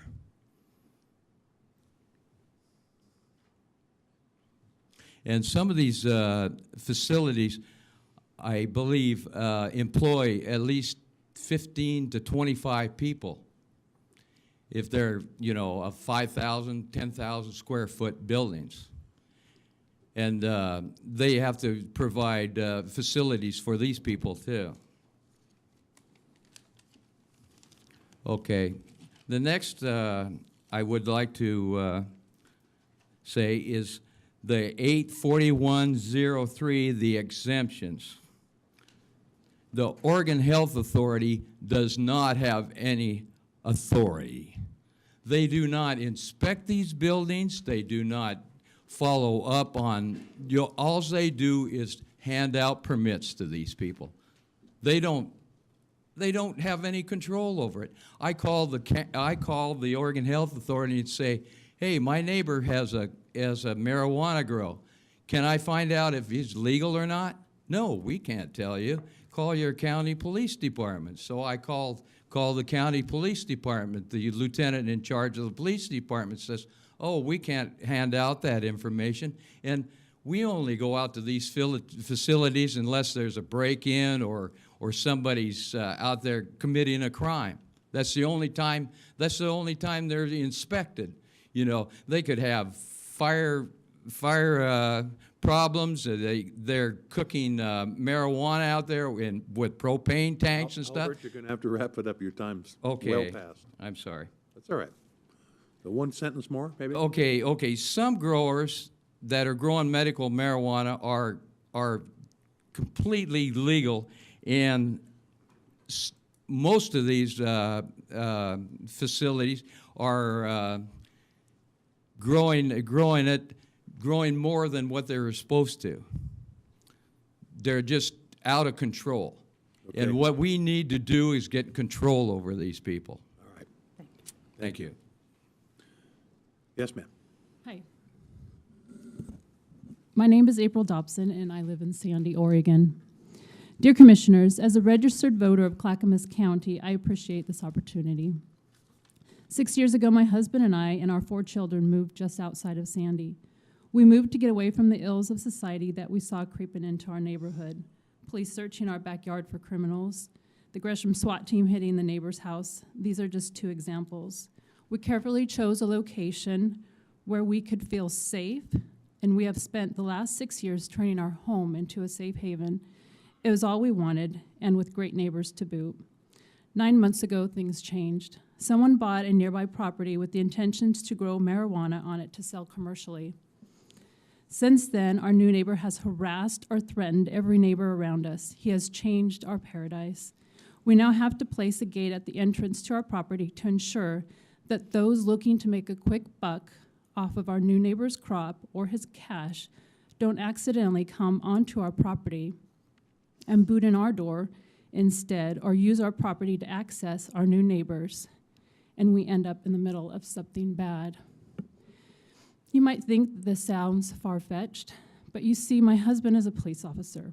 He sees on a regular basis how marijuana, the miracle drug, often affects the innocent through unnecessary crimes, crimes even involving death. Our sense of security has been taken. Our state representatives have failed us by their desire for more money and by openly embracing this drug without any knowledge of the long-term effects of how marijuana will affect our neighborhoods, our children, the youth, our communities, and individuals' quality of life. As a youth leader, I have already seen the effects it has on them. I fear for their future if this drug continues to be so easily accessible. They have placed few regulations on how to control this new crop. The state only sees dollar signs. As a county, why do we have to follow headlong after the state by believing all the hype from the marijuana growers that this is the miracle cure for everything medical and economic? There is no reason other than a lust for money why we as a county push to allow people to grow and process marijuana commercially. We should go slow, watching the other counties and states to see what pitfalls lay ahead in making this a legal substance. With more time, we can gain more wisdom and experience. We can better know how to regulate it rather than guess and hope we get it right the first time. You, as the commissioners, have the duty and obligation as our voted-in representatives to do your best to educate yourselves and protect us. You took an oath to serve us. Stand up for what is right. Go slow. Opt out for now. Again, no one knows the long-term impact of what we have voted in as a recreational drug. Opt out. Let us not ruin a great county. Thank you. Thank you. All right, Gary Schultz, Matthew Gentry. So which one are you, sir? Matthew Gentry. So is Gary Schultz here? S-H-O-U-L-T-Z. All right, I'll call forward Aaron McCart.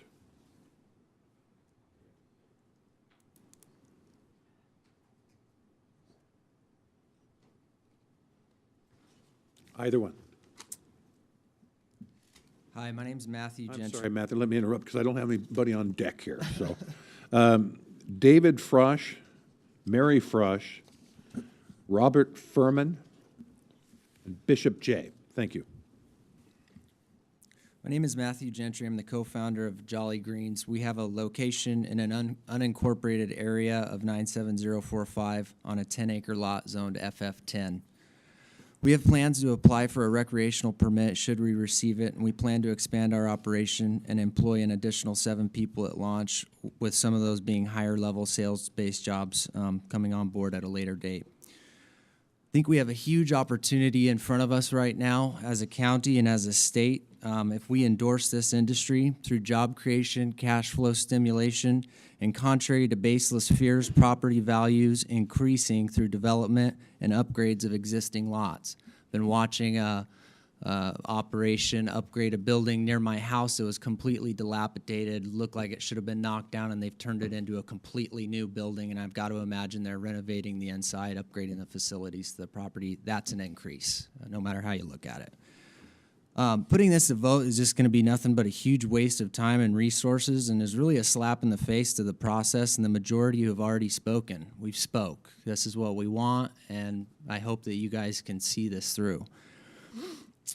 Especially considering the outcome is most likely going to be the same. And what we're seeing here is we're progressing as a species. We're shedding our ignorance, and in this day and age of technology, ignorance is a choice. Get online, educate yourself, and you'll find out that this plant is nothing that you've heard it is. It absolutely is a miracle, and we should embrace it. Primarily what I want to address is the setbacks with regard to FF10. There's no need to set setbacks that exceed the current setback codes for structures on an FF10. Excessive setbacks eliminate a huge number of properties for an industry that is already dealing with a huge property scarcity issues. The existing structures were built in accordance to existing code with existing setbacks in mind. There are conditional provisions in place, so there's no need to have an additional setback, especially on something like edibles processing. Let us demonstrate that we're meeting those conditional provisions, and if the building is already within the codes that you guys have in place for setbacks, why have it be further away? It just doesn't make any good sense to me. Especially with regard to edibles processing, as I said, it's a large part of what we do, and it has an extremely low impact on the local environment. There's no smell, there's no sound, there's no light pollution, so barring us from being able to participate in this industry because our building is 40 feet away from a lot line that backs up to nothing but forest seems kind of silly. The spirit of this country lies in the hearts and souls of its entrepreneurs, and it's time to embrace these people and endorse this cause. Thank you. Thank you. Chair, I have just one question. Are you a grower or a processor? Well, we do both, but I mean, we're known for processing for cannabis-infused lozenges. Okay, thank you. Commissioner Bernard. So does FF staff, Jennifer, does FF10 allow processing under the current recommendations? The recommendation is a conditional use permit, but Section 841 would still apply as it's drafted currently. So you'd have the conditional use process, but you'd still have the specific standards related to setbacks and lot size under the current draft. And does exception application require a traffic study? A conditional use permit could require a traffic study. It depends upon what our traffic engineers, in a lot of these rural areas, there's really not capacity issues, so you might not have to have a study. It would depend. Okay, one more question, and that is somebody who's making, let's say, brownies or candy, they have to have a certified kitchen and are inspected by our restaurant, the same people who do restaurants? Health are here at the county? I'm not familiar with the requirements for food service. That might be something I'd be interested in. Yeah. I have been out on inspections before with those guys. Right. Marijuana's a little different story. Well, I know that a couple farmers out in the Wilsonville area who wanted to put jelly up, and they had to have, you're right, a commercial kitchen, have it inspected, have it approved. I think Martha's got some experience in that as well. Okay. Yes, sir. Thank you, Commissioners.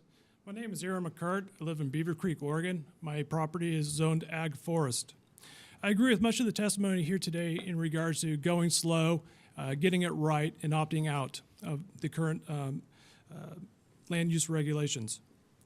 Measure 91, Oregon House Bill 3400, and the OLC, to my understanding, does not permit the commissioners to be able to enact marijuana land use regulations when a cost analysis has not been completed or reviewed or shared with the public, an impact study completed to review for accuracy the impact the land use regulations will have on county agencies and resources, have not had an economic evaluation completed and reviewed to determine if marijuana tax revenue will cover the county's costs to regulate, protect, and enforce said regulations.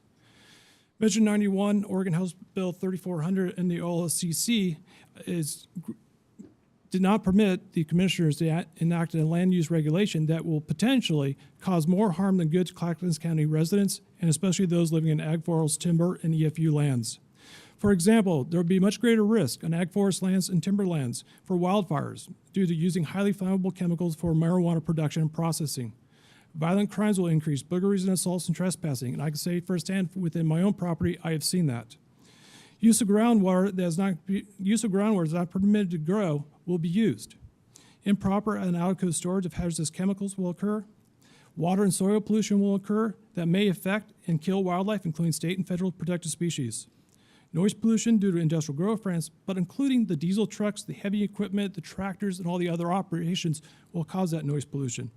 And odor pollution from growing marijuana outdoors in hoop houses, venting of indoor grows, stabilize heat and moisture, adding CO2 to indoor grows so plants can grow 25% faster and 10 to 35% heavier in weight will all cause harm to us.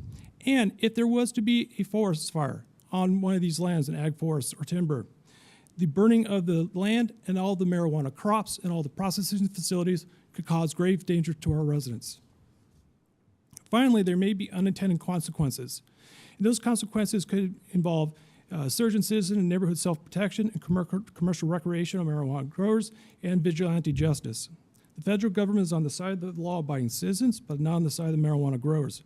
For example, Washington State federal prosecutors have already successfully prosecuted crimes associated with growing medical marijuana far in excess of personal needs and for profit. They've all successfully charged growers with crimes associated with possessing firearms in furtherance of drug trafficking and carrying and discharging firearms. So at this time, I urge the commissioners to opt out and go slow. If you decide to go forward, I recommend changing zoning district ag forest to prohibit processing of marijuana. I also suggest that they make an amendment to 202, definition of solid waste, so it defines what is marijuana waste. I believe in keeping the 84103 access to easement rights. I believe the amendment to 84103 noise should occur and be aligned with Title VI, public protection. You're going to have to finish up. And I'm done. Thank you, sir. Thank you. Everybody, if we could really try to limit it to 3 minutes, we want to make sure we get through everybody here. We're going to try to work till everybody is heard according to the remainder of cards. I got about 22 cards left. So David and Mary Frosch, and calling on deck Justin Nance and Vincent Slawowski. Go ahead. Good morning. My name is David Frosch. My wife and I have a farm in Eagle Creek off of Judd Road. What I would like to talk about today to you guys is we are on RFF5 and we grow outdoors. We've been doing this for a number of years. We have a 1/4 acre that we plant to cannabis. We are a little different than other cannabis growers in that we actually put our crops into the ground in a traditional manner, and we follow traditional farming practices in that at the start of the season we put our starts in greenhouses and then we take the starts and put them into the ground. So we need to have lights in the greenhouses during the spring to keep our plants alive, and we need to grow outdoors because it allows our plants to be healthier and makes our production costs lower and has less impact on the environment. So that's the thing that I'm saying is with the everything indoors restriction, it pretty much eliminates our current operation. And if we would adjust to growing indoors, we would have our quality would be less quality product, we feel, and also it would cost us more to produce the product and have more impact on the environment. And that's my statement. Thank you. You're welcome. You're welcome. Thank you. Yes, ma'am. Thank you. I'm Mary Frosch. I'm also from Eagle Creek, Oregon. We have a small a 5-acre farm there. I just want to thank you very much for asking for our input. First of all, I really appreciate that you guys have taken the time to let us come up here and voice our opinions and things. But the one thing I wanted to address kind of was what people have been saying about smell and access. And we're living in the country. I can really have any type of animal grow just about anything. So as far as the smell, I know some people are worried about that, but it could be a pig farm or a chicken farm could come in next door to you, and that would really be more of a problem, I think, than than this crop. It's mainly only smelly maybe about 6 weeks out of the year, and that's it, and it's over. So, and another reason why we do grow, it's for medical marijuana, and we're going to stay on that side. I've physically have seen, and it's helped me just heal from other diseases. I've seen people cured from cancer with this disease. I've seen people cured or at least controlled their epilepsy. It's just such an important thing that we haven't even scratched the surface of what this is going to give to us. And I would make a prediction that everyone in this room at the end of their life will probably have some form of marijuana at the end of it if they want, because of the soothing properties that it gives people, and just how good it makes you feel, even to help other people feel better. You know, so don't forget about that end of it. I know it's all about maybe the money. To me, it's not about the money. You know, we don't make a lot of money, especially with medical marijuana. We do it out of our hearts. And so as people complain, it hurts us because we do know who's getting our medicine. And it's very important, to me at least in the future, to not lose that gift that people can use to actually cure themselves and to see babies walking and not being, you know, shaken. So basically that's what it is. I really think that it is a lot like any other type of farming. I mean, you know, I don't really understand the difference that much. I mean, maybe because I'm involved in it. We use the same type of equipment that my neighbor uses to do his hay, basically, you know. I don't understand all of this to do about setbacks, especially like this one gentleman said. I don't understand why you would want our plants further away from a lot line, because it's established already in the land use. And as he did, we've built buildings, you know, with our setbacks as is. So that I don't really understand. And lastly, I don't really necessarily like the law of access either, where your neighbors have to sign off on your access, mainly because we have maybe a 2-mile access, and I don't really want all my neighbors to know exactly what I'm doing in my neighborhood at this point. Thank you. Thanks again, and enjoy your day. I have a question for David Frosch. Yes, ma'am. Please. You said that you wanted to be able to have your grow areas outside. Yes, ma'am. Well, I've been thinking that, well, if we're going to have grow areas, just put them inside, so that will help with the smell and all that type of stuff. Well, we use the sunlight to grow our product as opposed to artificial light. So talk to me about the grow season. When Well, do you harvest? it's a traditional season. We put the crops in the field in the spring, and we harvest in the fall.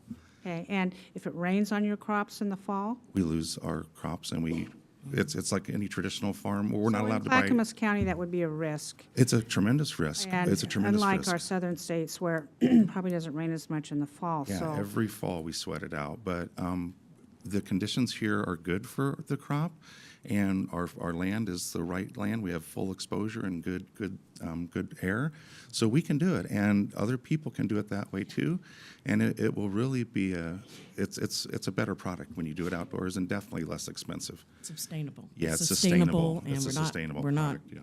We're not paying PGE executives. Yeah, And that's yeah. what we like about the outdoor. We've Yeah. never been an indoor grow. We've always kept it outside for that reason, and the quality is much better. We have lost, you know, but so has the fruit industry, so has every other industry out there has lost something because of weather. When you harvest, is there a smell?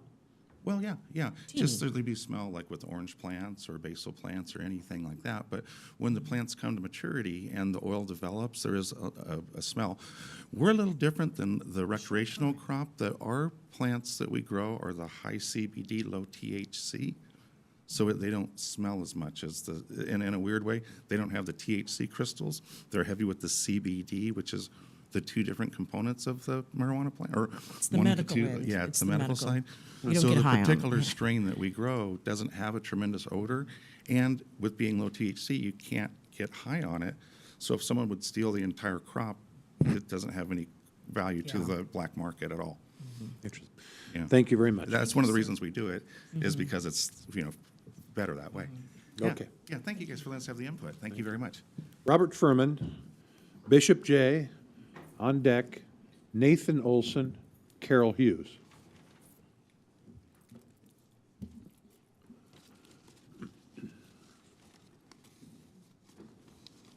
guys ready? Go ahead.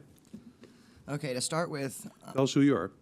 my name's Robert Furman, and I currently run from start to finish in Boring. Basically, to start with, my father always told me that there was no problem without a solution. You just have to think about a plausible compromise hard enough. I try and teach my son the same thing.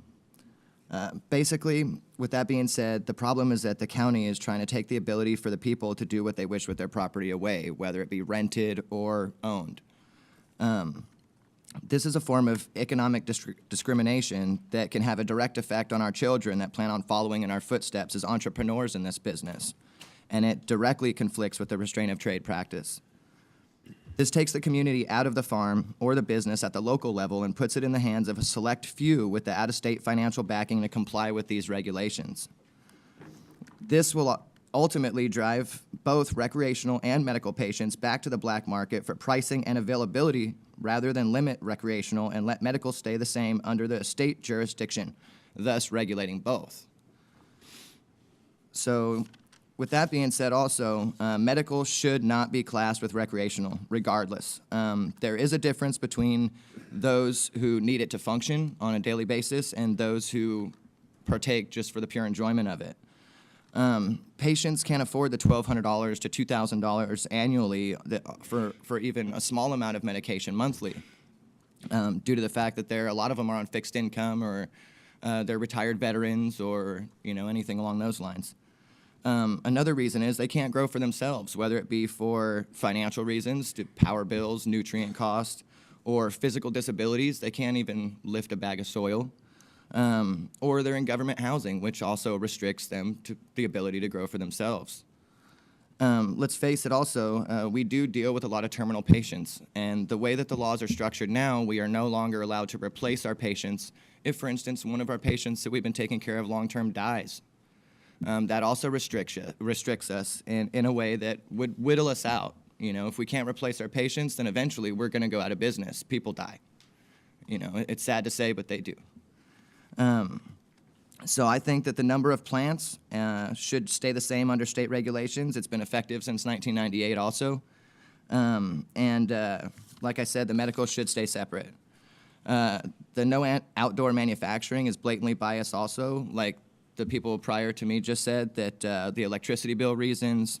You can provide a lot more medicine in a 6-month period in a greenhouse than you can in an indoor facility, therefore allowing for more products, whether it be lotions, salves, edibles, etc. You can provide more products for more people in that instance. Like for example, you can breed and grow as many roses here in Oregon as you want, but you can't say anything about the smell or the allergies. But thank you for your time. I appreciate it. Commissioner Savas. I did want to, I don't know if you were in the room when I earlier mentioned that the Measure 91 had the intent of regulating and stopping the black market, and as did 3400 and full of regulations, and even worse yet, LCC, which is, my gosh, anyone who's a grower want to read this because this is heavily, very onerous regulations. But I do agree with the part that, especially after reading all the regulations embedded in the LCC rules there, that I don't think it's going to discourage the black market whatsoever. I think it actually encourages the black market by virtue of those regulations. So, understood. Thank you. Yes, sir. Hi. My name is Bishop. I live in Portland. My growth facility is in Clackamas County because I have boys. They're 13 years old. They're twins. And I don't want them to have anything to do with it. My medical needs. It's not any of their business, and I want them kept out of it. So I am not able to grow in my own home. I'm not able to grow on my own property, and I have to come to someplace else where it's available. I have somebody else as my registered grower for this reason who does live in Clackamas County. Some of the restrictions you wish to impose upon them is going to limit their ability to produce my medicine because you want to limit the number of plants that they have, the number of card holders they effectively carry, unreasonably beyond that of which the state has already regulated this industry. I've already submitted a lot of evidence to talk about the nature of restraint of trade, free economy, and the list of laws that pertain to protecting our rights as citizens and property owners. And I want to thank you, Mrs. Smith, for standing up for your oath of affirmation that you swore to uphold the Constitution and the state Constitution. As a veteran, I also did the same thing, and it means a great deal to me what it is that the voters of the state of Oregon have put into our legislation and into our Constitution and what that means for us, and we all have established rights. And to say that my right as a property owner to have 40 plants grow in my front yard at a half-acre parcel when my neighbor can do the same thing with her chicken farm or her rose garden or any other farmable, growable crop plant that you want to call it. Now, there are lots of ways that we can, without causing discrimination, come up with regulation, which everybody seems to agree on both sides of the fence that we want. And that is a good thing. But there has also been given to me an entirety of now almost 9 minutes over the last several weeks, and no one has yet to ask me what I think is a reasonable accommodation that isn't discriminatory. That's all I got to say. Commissioner Bernard. Well, I think that's why we're here today. But I didn't know that marijuana growers were a protected class. I don't think they are, so. Well, actually, the government says that we have corporations are people and they have the right to vote. And under the 14th Amendment, we all have equal rights and protections and I immunities. appreciate that, but marijuana growers are not a protected class like many other people are. And I know the Clackamas County is not regulating the number of cards. That's OLCC. So that isn't necessarily you wish to true. limit to 12 plants per location. Commissioner finish, Bishop. You to respond. One of the things that was brought up, I think, with the previous gentleman is government housing. And I wonder if we've talked about whether we have some housing. Right. Do we allow personal plant growth in our housing facility? No? Okay. No. Thank you. All right, thank you. Next up, Justin Nance and Vincent, Solowski. And on deck is Harry Russell and Roy Burge. Hello, my name is Justin Nance. I'm from Gresham, Oregon. I want to start by saying thank you to the commissioners for all your hard work and time. I do see cannabis as a miracle drug. It can cure cancer and epilepsy, and numerous other diseases. I'm new to Clackamas County. I'm a cannabis grower. I have problems with your setbacks for medical marijuana. Cannabis is a medicine, and it has been in Oregon for almost 20 years. You guys want to put more regulations in, and I can understand that, but the regulations that you're proposing are just too small of plant numbers. Taking away the grower and making everyone a medical card holder or grower, that's just going to take away one site where people are helping other people and force everyone to grow their own crops, which is going to cause more smell, which is a big problem that everyone's been talking about. So that's a big problem I see happening. Another problem is when you're making patients growers, they don't have the capital or the manpower. They just don't. Somebody would have to help them, and it's going to be really hard for them to be able to get their medicine at the price they want it, and it's just going to be fairly hard for them. I just don't see it happening on a large scale. That's really all I had to say. Thank you. Thank you. Yes, sir. Hey, good morning. My name is Vince Slowoski. I'm an attorney with the law firm of Harris Moray. I represent several marijuana entrepreneurs here in Clackamas County, including in unincorporated portions of the county. And I testified on ZDO 254 at the county commissioners meeting on September 24th. As stated earlier, the county has authority to make reasonable regulations pursuant to House Bill 3400. This morning, I'm going to address just two concerns with that in mind on the Planning Commission's proposed amendments and the proposed ordinances. First, the proposed setback requirements, and second, the new language with respect to who must live on an RRFF5 or FF10 property involved in marijuana processing or production. As to the 50-foot setback requirement, I recall Commissioner Bernard stating in September that the RRFF5 setbacks are too big. Even a hog farm could come in within 5 feet of a property line. As Mr. Savas and Mr. Madcour discussed earlier today, marijuana is codified as a crop under House Bill 3400 and is therefore protected by states' right to farm laws. That law prohibits local ordinances and lawsuits that target common farming practices, including marijuana practices, as incidents of nuisance or trespass. Oregon case law is very clear that the general rule for non-criminal matters in Oregon is that a municipality may enact ordinances regarding matters of primarily local concern, but provided that the ordinances do not conflict with state law. There's Supreme Court cases on that. State law will also prevail over a conflicting local law even where there is not a clear expression of legislative intent to preempt the local law. In an attempt to impose a 50 or 100-foot setback, the county would be arguing that its rules somehow do not conflict with Oregon's right to farm laws and with House Bill 3400, despite the fact that House Bill 3400 expressly codified marijuana production as a farm activity and is silent on setbacks. It would be relying on its right to make reasonable time, place, and manner restrictions, which is shaky footing given the whole of the statute and its legislative history. As with Senate Bills 863 and House Bill 3460 on medical marijuana dispensaries, there's a strong likelihood here that the State Legislative Council Committee would again find that these local, state, or time, place, and manner restrictions are preempted by the governing statute. In addition, I should add that these, as well as being in conflict with existing statute, the 50-foot setback could very well constitute an actionable taking of private property. So there's a real possibility that the county could end up in litigation on multiple fronts on these issues.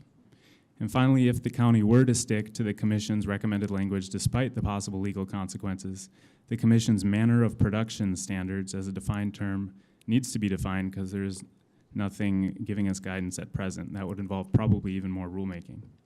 The second thing I want to address is the owner that in 3 seconds, can I have one sentence on this? Sure, give me a sentence. There's a requirement that an owner of a subject property shall reside in a dwelling unit on a property. However, most of the OLCC licensee applicants are going to be LLCs or corporations. So we should define that term to be an owner of an LLC or corporation licensed applicant. Thank you. Commissioner Savas. Just want to follow up. I just asked Nate a question. I appreciate Mr. Slosky's comments, and I think I just want to clarify that it was our Nate Boderman, our land use attorney here, kind of basically said that perhaps that statute may not apply in this particular case. But I did want to ask about ORS 30.938, which is attorney fees and costs, and I think you touched on that. My concern is that if we lose, well, taxpayers will be paying all those attorney fees and court costs. Is there any exception to that, or does that still stand? The attorney fees provision, I assume that it would apply, yeah. Okay. Yeah. Thank you. Thank you, gentlemen. Just for the record, I'm up to number 28 out of 44, so we're working forward. Nathan Olson, Carol Hughes. On deck would be Cindy Bankston, Abigail Wells.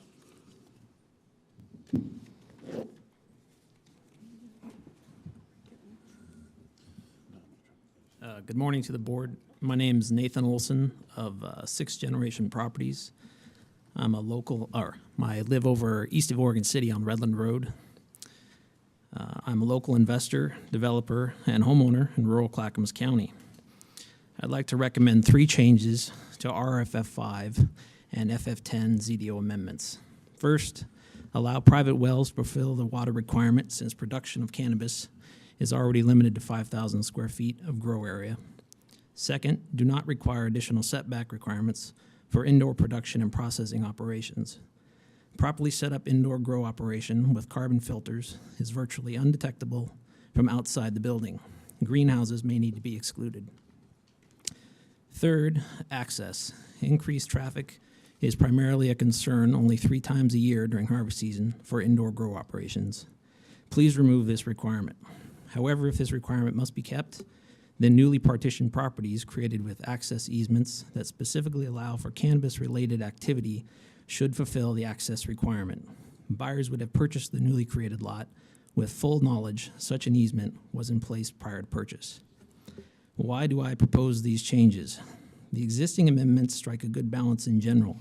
However, as they are written now, they will favor large out-of-state investors over homegrown local businesses. Exclusive farm use, ag forest, and timber zones tend to be larger lots, whereas FF10 and especially RRFF5 tend to be smaller. Cash is king. Restricting the cannabis industry to larger lots would make property acquisition costs prohibitive for smaller local businesses. Restricting supply to fewer parcels would also increase the cost of those parcels to acquire. Combined with the other proposed requirements, the value of qualifying lots under the current proposed ZDO amendments will skyrocket. Given cannabis's legal status at the federal level and federal banking regulations, it is still a cash-based business. Cannabis-based businesses do not have the same access to capital markets, specifically debt and lending markets, that other businesses have, making access to loans for real property problematic. The resulting regulatory environment would favor large, out-of-state private investors over smaller, local Oregon businesses. Significant amounts of capital are already pouring into the county from California and back east. I believe the changes I have proposed will go a long ways towards allowing local Oregon-grown small businesses to participate in the cannabis market. Planning staff and the Planning Commission have developed amendments to the ZDO that strike a good balance and address community concerns. If you incorporate my proposed changes, I believe the legalized cannabis market will prosper in Clackamas County for not only large out-of-state investors, but to local ones as well. Thank you.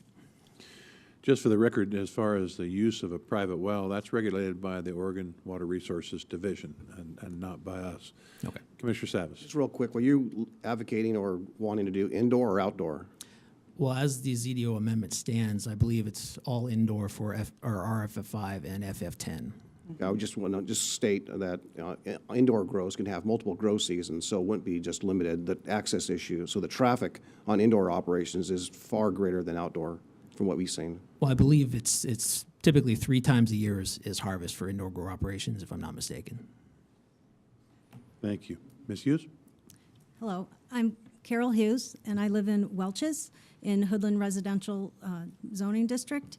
And I've written a letter, and I will try not to repeat that, but I'd just like to emphasize some of my points that I do support. I support the proposed regulations for prohibiting production, processing, wholesaling, or retailing in the urban residential, rural residential, urban commercial, and urban industrial districts. One thing I'm concerned about, I've heard one point that today was about grandfathering in. I know there's nothing in the proposal, but if medical marijuana grow houses, grow sites are grandfathered in, nothing will change in my neighborhood. And we've had really, I think, even though I agree that medical marijuana does have a good use out there and it is needed, I think there's been a lot of unintended consequences and negative effects to my neighborhood. Not only from, we live on a, what is it called, unmaintained public road, so Clackamas County does not plow it for us. They do not do anything. We, as a neighborhood, contribute $100 a year. We put gravel on it. We plow it. Unfortunately, the 2 grow houses on our street choose not to contribute to that fund, yet they have the benefit of a chuck-hole-free road and snow, or access in when there's a lot of snow, which we haven't had too much trouble with that in recent years. But one of the homes has had to put up security fences, security lights that shine into my bedroom. I know people say, hey, get curtains. Well, that's what I love, is the outdoors coming into my home and not having to do that. But I will have to do that now.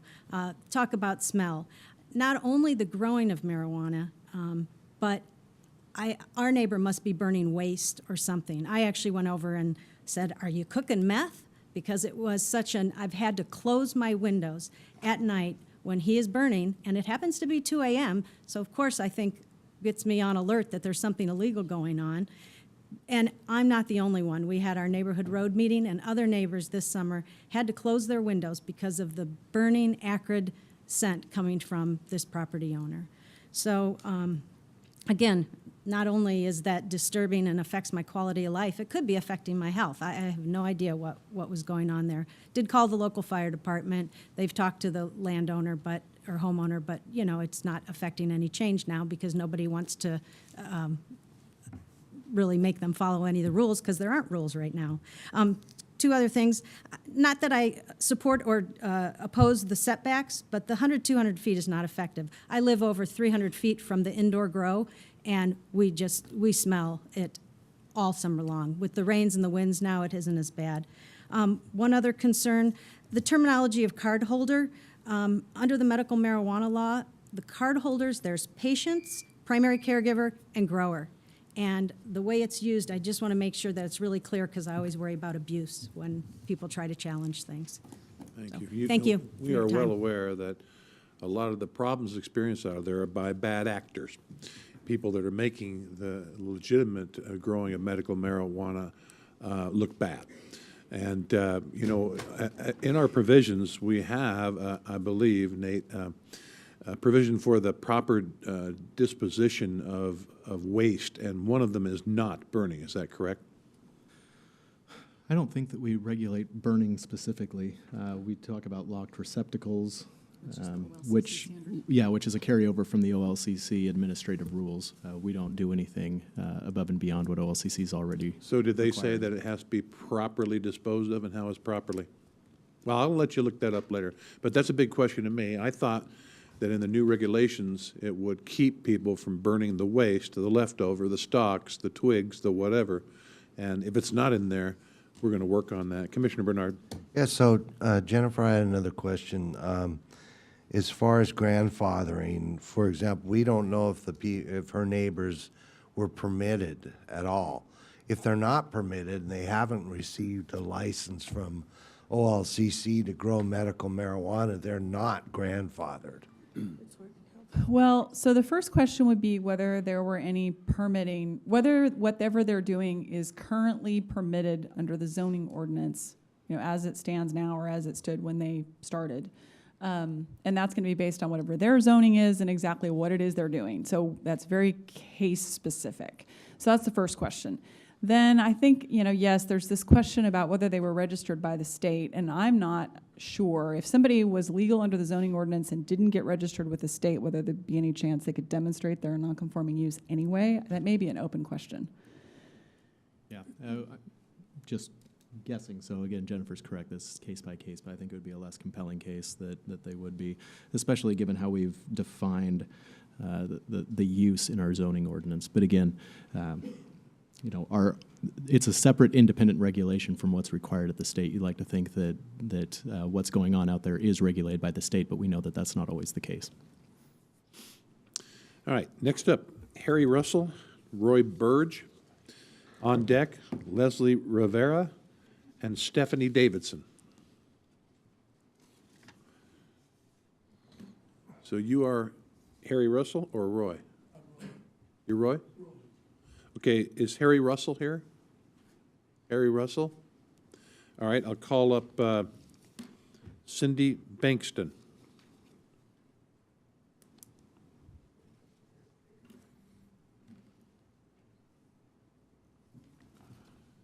My first, John? Yes, sir. Well, John, you know my position on this. I think we've talked about this before. I'm a longtime resident at North Clackamas County, right off of Linwood, just outside of the Milwaukee line. Jim, Roy Burge is my name. You guys mentioned enforcement. That's a big job. You know it. It's tough. It's going to be a tough job. It's been mentioned here several times.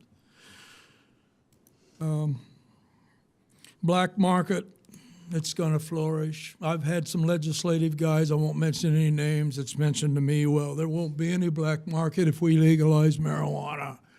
That is absolutely a false statement, and you guys all know it.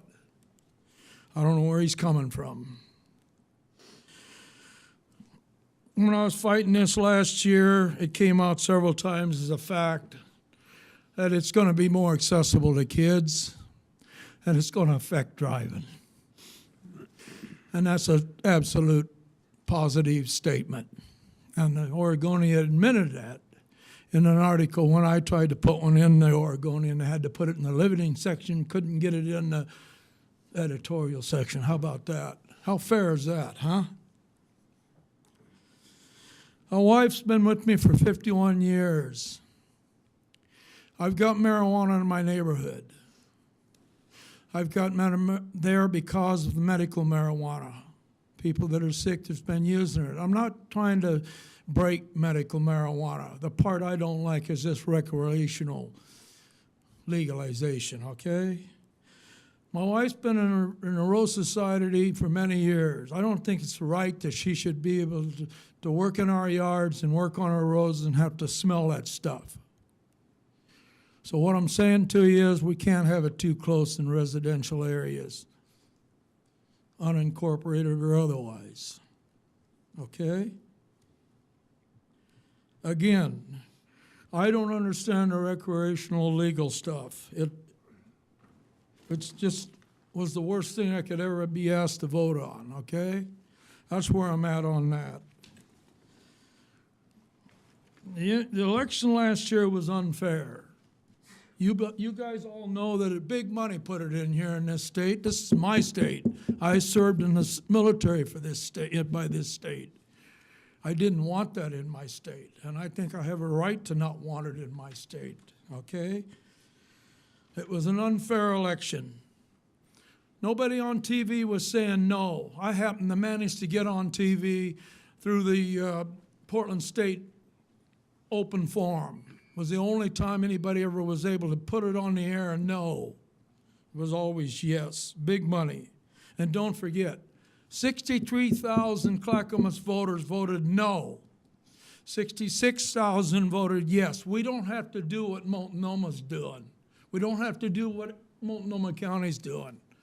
This is Clackamas County. We make our own rules on what we do with this. Don't forget it. 63,000 voted no, 66,000 voted yes. Thank you. I appreciate you listening to me. 83,159 voted yes, and 76,399 voted no. That's the way it is, John? Well, that's honest. It came straight from this elections office, I It promise. still shows that we're Split. That's right. Yes, ma'am. Hello, my name is Cindy Bankston. I live in Boring, Oregon. My husband and I are residents. We're both voters in Clackamas County. We helped elect all of you with perhaps the exception of one. But I very much appreciate the opportunity to speak with you. While I share the concerns of so many other residents regarding quality of life and livability and property values and smell, I'm here today to talk with you again about the children.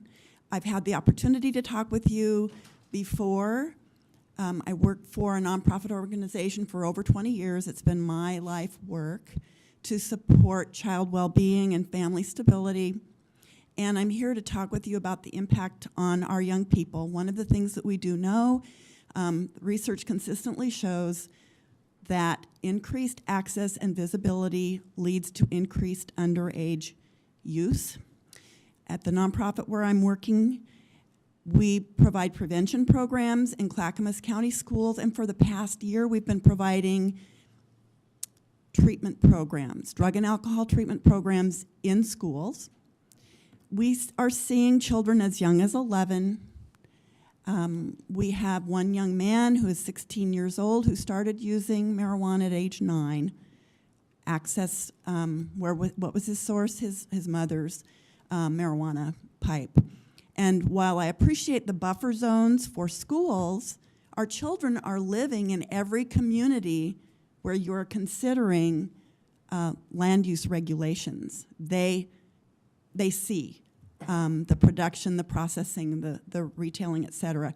I urge you to regulate as much as is in your power to do, and also urge you for the opt-out opportunity. We know that marijuana use impacts the developing adolescent brain negatively. We know we survey our youth every 2 years. Recently, it's over 40% of 11th graders have at least tried marijuana. There is one school in our county, unnamed, 70% of 11th graders admitted marijuana use in the past 30 days. Wow. Thank you. Thank you both. All right. Next, we have Abigail Wells and Leslie Rivera.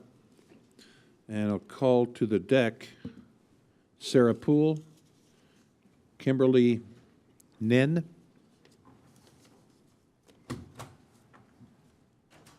Either one of you can go first. Good morning, County Commissioners. My name is Abigail Wells, and I am the Vibrant Future Coalition Director and serve the North Clackamas area. First, I'd like to thank you for your continued hard work around the rollout of this measure. I know it's not easy.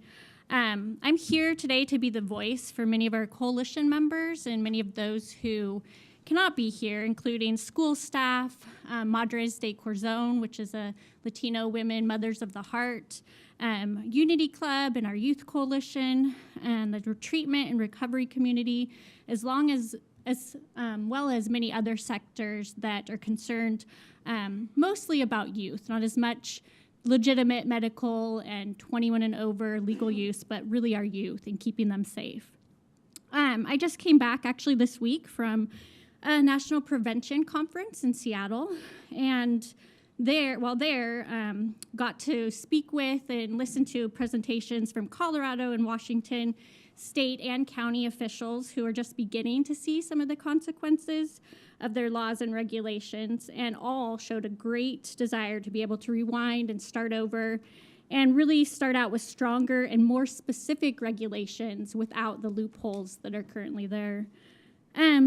Big marijuana is Big Tobacco 2.0. It took years to control and regulate that industry.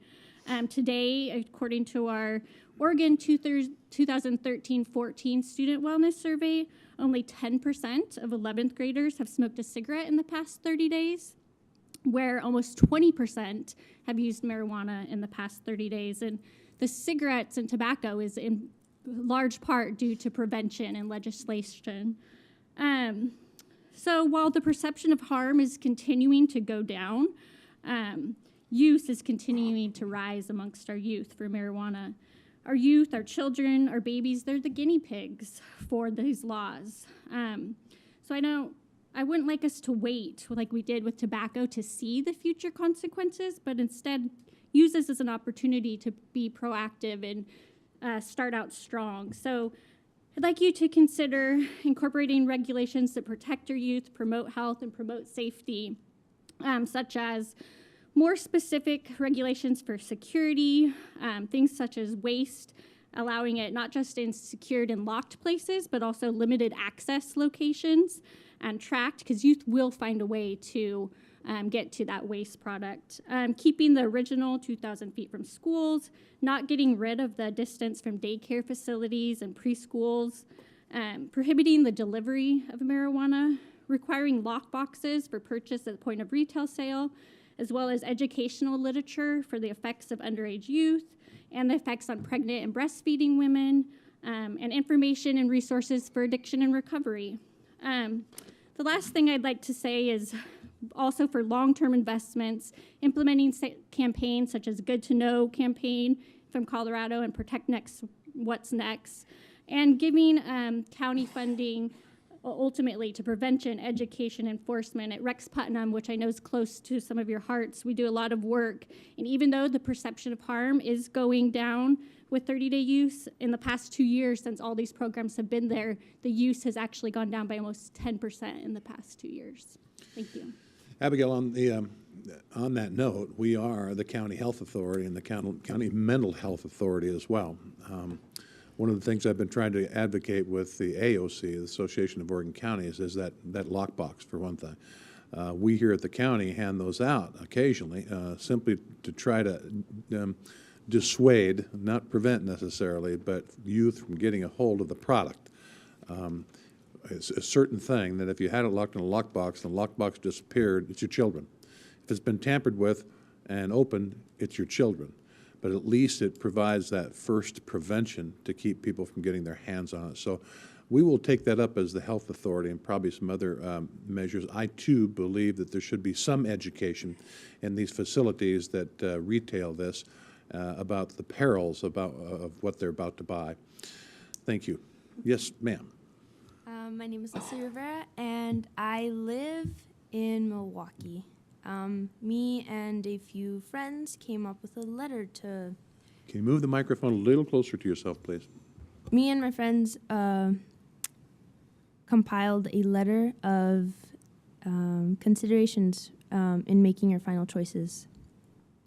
Regarding 841.03G, please be more specific as to where waste must be secured, requiring locked as well as out-of-view containers for the marijuana byproducts, so it can be less of a concern. 841.04G, I appreciate that you mandate retail outlets to at least 2,000 feet away from schools. Keep this, but please change the distances from daycare facilities or licensed preschools to at least 1,000 feet, because we know that they're small children and they don't comprehend exactly what is going on, but they do notice their environment and they do begin capturing little ideas of what is actually happening. 841.04, I appreciate no window service allowed, but also could you add no delivery service? Having deliveries is a bit of a risk, as the fact that people see what is going on in neighborhoods and people start questioning, or little kids start observing, and it's kind of a little bit of an increased exposure to marijuana. One of the reasons I chose to speak today is because I know a lot of youth doesn't give input into what is going on in their community, and me as an older sister, I'd like to watch over my younger siblings and see that they have a safe future. Thank you. Thank you. Thank you. Now, Nate, first of all, that 1,000 feet that currently exists, or that will be going down to, I should say, that's regulated by the state. We cannot exceed that for schools. Is that correct? For schools, that's correct. Yes, you can't exceed. I'm sorry. We're talking about the distances to schools we can. It's the minimum that we cannot drop below. Oh, it is? Distances to schools. That's That's correct. more better. Yeah, currently it's set at 2,000 feet in our current time, place, manner ordinance. Okay, but we're going to repeal that. Well, the idea behind the repeal is that we're moving it from one section of our code into the zoning and development ordinance and amending some of the standards. Okay. Commissioner Savas? I thought I heard at the AOC conference from the AOC attorney, the vet, that it was going to be reduced down to 1,000 feet by state law. So we won't be able to regulate larger distances between that because it was state. That was what we heard at the AOC conference. Oh, that's interesting. Able to make it Okay. Yeah, larger. that's my impression too. Well, we might want to talk to Rob Bovet on that, because that's what he did tell all of us. And down there. just to clarify, is that for schools or distances between marijuana vending facilities? It was schools. Schools, I believe. That we can't go above 1,000 feet? I didn't distinguish between the two, but that's a good question. Okay. All right. Thank you both. All right, Stephanie Davidson and Sarah Poole on deck, Roger Martin and Greg Gosser. Either one of you can go first. Members of the board, my name is Stephanie Davidson. I'm an attorney at the Emerge Law Group. One of my colleagues participated at the task force level, providing guidance for the regulations that are before you today. Additionally, I have spent a lot of time in recent days studying the regulations that have been passed by a number of local jurisdictions in Oregon. I am here to speak specifically to the provision that would allow for an expansion of locations where dispensaries can locate. The board initially, with input from the community, only allowed dispensaries to locate in very specific areas to assess and figure out what their impacts would be. At this point, many months later, these dispensaries have shown that they are good neighbors. They have not led to an increase in crime rates in their communities, and they are actually occupying spaces that would otherwise be vacant. While on your task force, my colleague commented that law enforcement is not aware of any negative impacts associated with these businesses. You will hear from one of our clients very soon. They very barely missed being grandfathered in, not because of when they applied for their license, because they applied when others did, but because the time it took the OHA to issue them a provisional license. They are good business people, traditional business people who have partnered with people in the cannabis community to establish a safe and reliable business. Their goal is to provide jobs and provide above living wage salaries. So at this time, I'm asking you to support the Planning Commission's recommendation and allow these dispensaries to locate outside of the UGB in rural unincorporated areas. We also saw that the Planning Commission was very thoughtful to address the perceived impacts of these businesses in a holistic way. Sorry, I lost my train of thought. They were very thoughtful, so we just ask that you adopt their recommendation with your vote. Thank you very much. Thank you. Go ahead. Hello, my name is Sarah Poole. I'm from Milwaukee.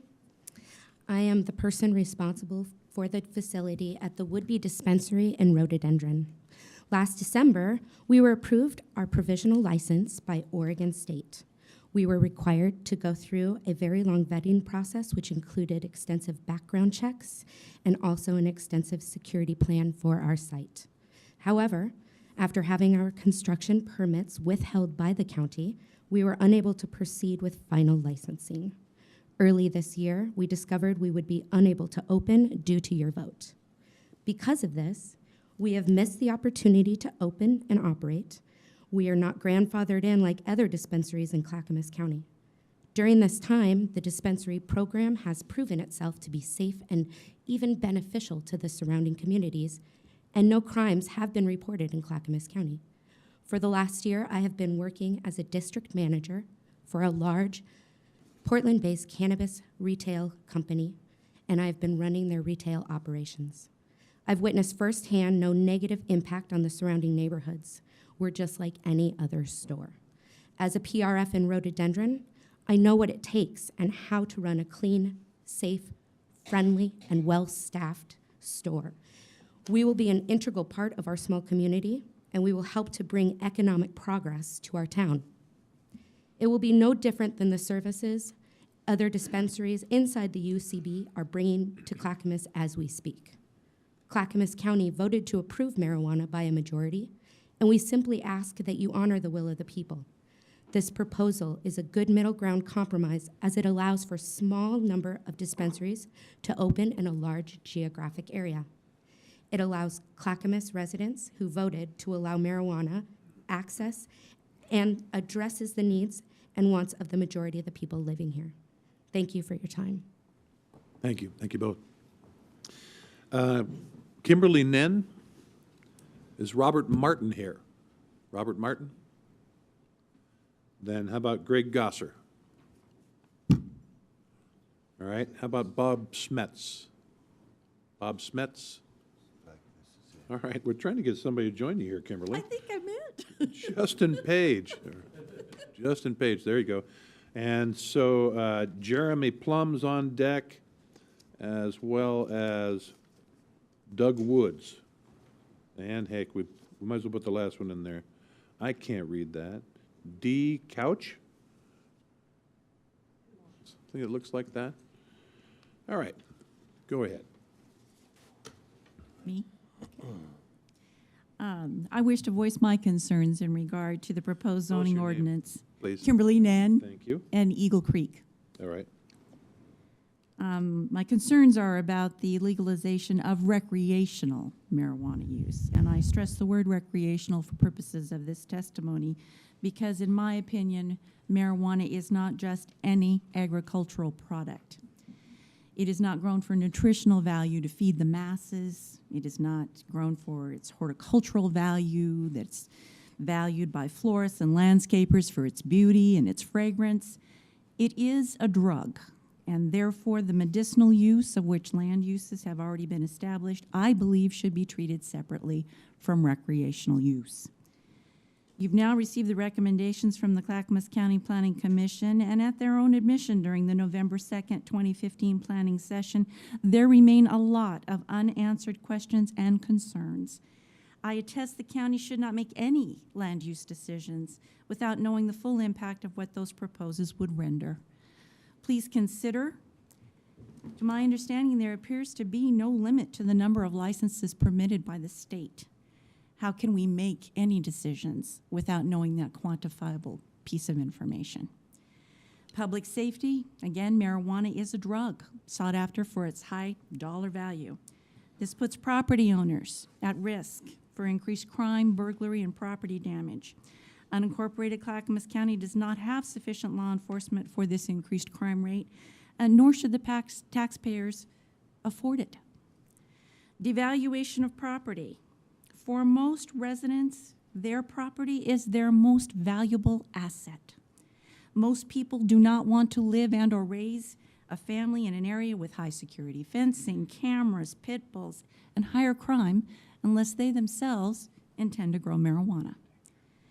Current proposals have a significant negative effect to any residential parcel, regardless of zoning, and have an overwhelming impact for small parcel owners in timber, ag, and EFU zones, as many would fall out of those allowed uses.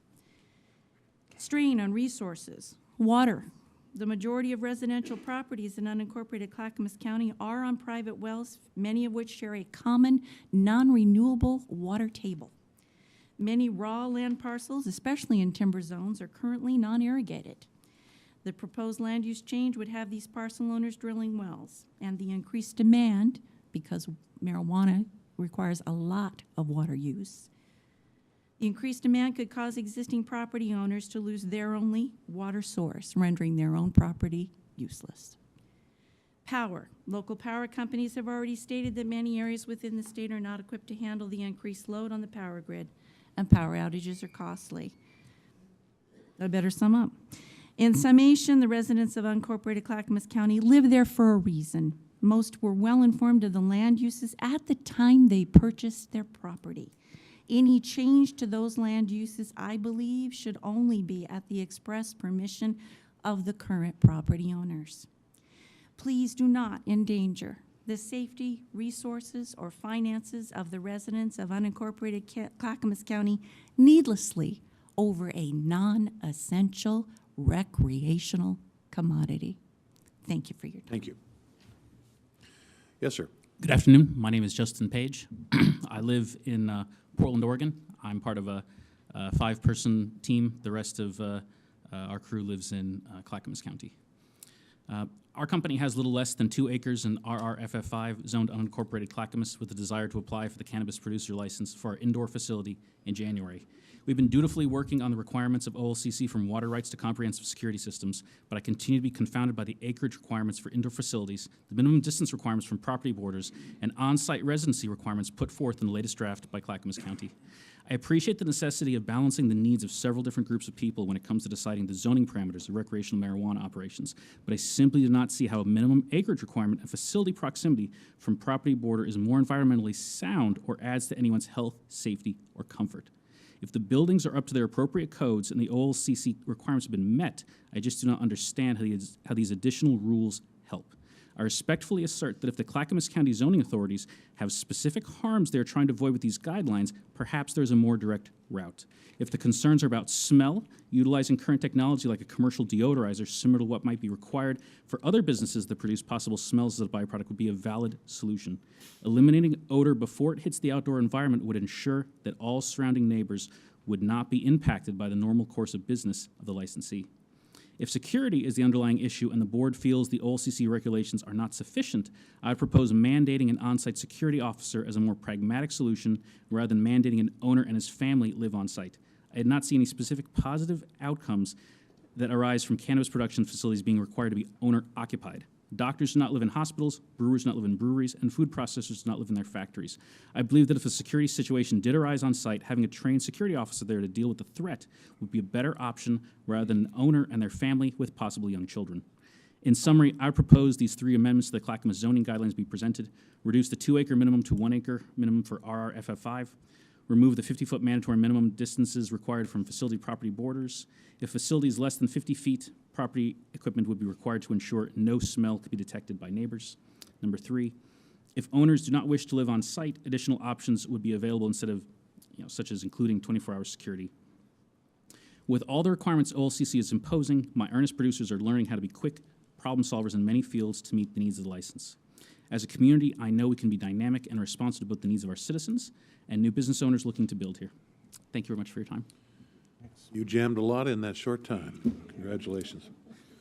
All right, before I call the next ones, I want to do a kind of a last call for these 3 people that didn't respond. Robert Martin, Greg Gosser, and Bob Smets. So we're calling up Jeremy Plum and Doug Woods.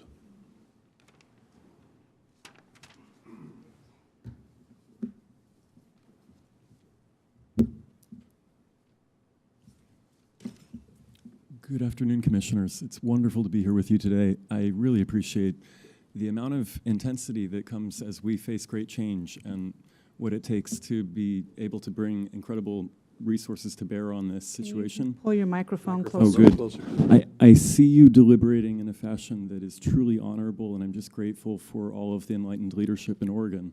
I've been in a lot of other states that are dealing with these issues, and I've seen all kinds of different struggles happening in the attempt to meet a new regulatory challenge. But so I really want to appreciate, and to the community. Tell us your name. My name is Jeremy Plum, and I come from Portland, but I've had 3 generations of family in Clackamas County. My great-great-uncle actually settled near Mount Hood in the 1880s, and we've been long-term involved in this place, and I'm honored to be here. That said, I have a dispensary in Portland called Pharma with an F. I've worked for a really long time with cancer and AIDS patients since the early 90s in San Francisco. I moved to Oregon about 16 years ago, actually kind of in pursuit of reconnecting with my family who'd been here. The thing is that we've now got a project working with the dispensary on rhododendron. We believe that there's a way to do something that's truly exemplary and special outside of the urban growth boundary. I just want to notice that I've not heard a whole lot of feedback from the community about an interest in not seeing those facilities located in other places. I'm hearing a lot of feedback about production and the concerns and the unknowns surrounding that. I wish that I could personally console all of the people here with the information and the research that I've been privy to, but there really is a lot of great new information emerging about managing things like the water, the power, the light, the good neighbors, and I'm so saddened to hear about all the bad actors that have left an incredibly foul taste in the mouth of people here. But like craft beer and wine, cannabis isn't going away. The only question is which cities and counties will benefit from this new industry and which will miss the train. Cannabis retailers mean more jobs. Our dispensary currently employs 23 people, more tax revenue without increasing crime. Indeed, the only way to get rid of the black market is to allow regulated sales. We're not interested in seedy drug deals. We're interested in world-class curated shops that become tourist destinations and merely add to the attractions this region has to offer.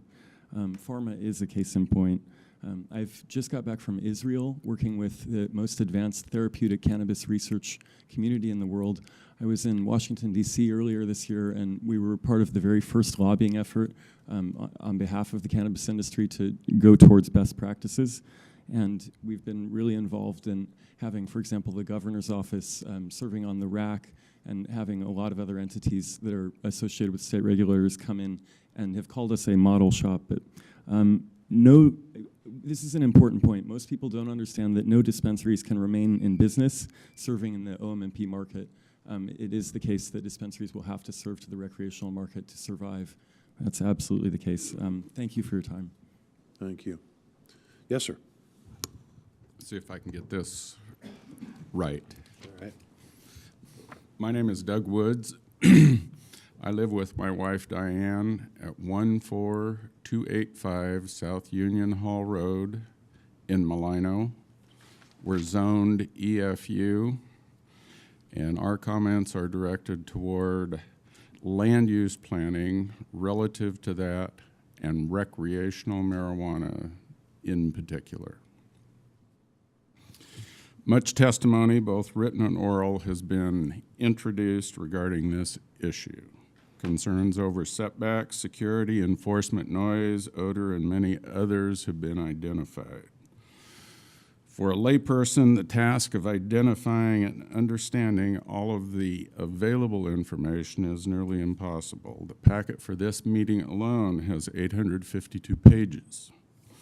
The exhibits from the Planning Commission comprise at least 289. House Bill 3400, the copy I have, has 111 pages with many references to chapters and sections of other Oregon law. Measure 91's got 38 pages in its own set of references. It's like trying to pick fly specks out of pepper. From our point of view, the issues of rural land use regulation for recreational marijuana need to be rendered to the most basic form. The marijuana plant and its derivatives for recreational use have no societal value except to satisfy the wants and desires, not the needs, of the urban majority that passed Measure 91, and perhaps a dubious economic benefit for the state, participating counties and cities, and clearly for the individuals participating in the recreational marijuana business, all wanting a share of the perceived pot of gold at the end of the marijuana rainbow through the enactment of House Bill 3400. We submit that in the broad matters of public safety, quality of life, and property values, the urban majority voters are not, nor can they be construed to be, stakeholders in this matter. The stakeholders are only those of us, like my wife and I, who live, work, and vote in the affected zones. Our voices as stakeholders and Clackamas County voters should be heard more clearly, calling for something we need, and not the voice of the urban majority demanding what it wants. Seemingly, we're now ready to uncork another genie in addition to the one we have with medical marijuana. At this time, we urge the Board of County Commissioners to remand this matter back to the voters of Clackamas County as an opt-out for a more informed and well-considered decision. Thank you. Respectfully. Commissioner Savas. Oh, thanks for your testimony. I did want to just highlight for those that most of the folks that voted for Measure 91 lived in the urban areas by the precinct numbers, and those who mostly voted against it, majority were in the southern part, the rural part of the county. Yes, sir. So I think that is probably part of the reason why the legislature put in 3400, that opt-out provision, to put it back before the voters in November of 2016. Yes, sir. All right, thank you, gentlemen. So is Jeremy Plum here? Yes. Oh, you spoke. All right, I got you taken care of. We only have one left, one more in the chair. So why don't you come up here?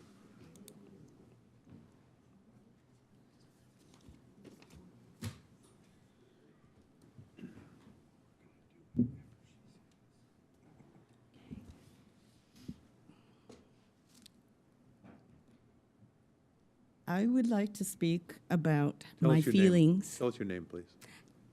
D. Cooch. Okay.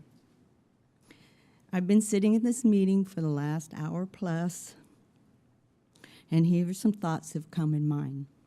Land conversion. Someone said, oh, we're going to upgrade buildings that will rise. In my community, within 3/8 of my place, 2 places were such places as he described. You know why? Drugs. So upgrading, you bet. One was destroyed and hauled off and burned down, and the other one is being redone for suspected use by a grower.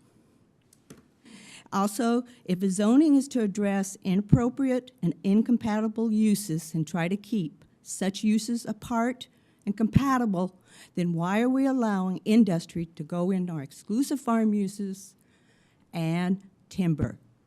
Building sites, processing buildings, I don't think timberland is made for processing buildings. Discrimination. I'm discriminating against the grower. I have a hog farmer next to me. There are days I discriminate against him when it smells. But I moved into the area, I accepted it. But there is odor, and then there is odor with an O. And where's the environmentalists of our community here worried about these events happening around us? Let's go back to the environment. Elevation. We have all these uses wanting to come into the unincorporated part of our city or our county. Much of it's in higher elevation and in frost pockets. Outdoor growers will not do well there. I can guarantee them. I've worked 35 years in the natural resource with many agencies. Water rights. Crop designation by the Oregon Department of Agriculture requires a consumptive use by that crop, period. Period. No exceptions, no house water, no nothing, period. Waste management. How will this industry dispose of the waste crop? It's in control of the OLCC license or the OHA registrant. How about the recreational growers? There's no mention. How are they responsible for waste? Can they put it against a boundary and burn it? Can they haul it across the road and burn it on another property? Can they dump it in our landfills? No comment, no address. Odor, mainly in that aspect is I do not see anything about direction of the outlets on the fans. We have setbacks, but if you've ever been in processing plants, you will see that the wind direction is influenced a lot. Invasive weed. Marijuana is not native to this area. And we will not have 100% production or capture of this. Will we now have to put our natural resource departments out on it? And then transportation of unprocessed weed. Who is in charge of that? If they can grow it, put it in a truck and haul it, where? So in all that is the safety of enforcement. We have one officer in our East County. I live east of Sandy and up the mountain.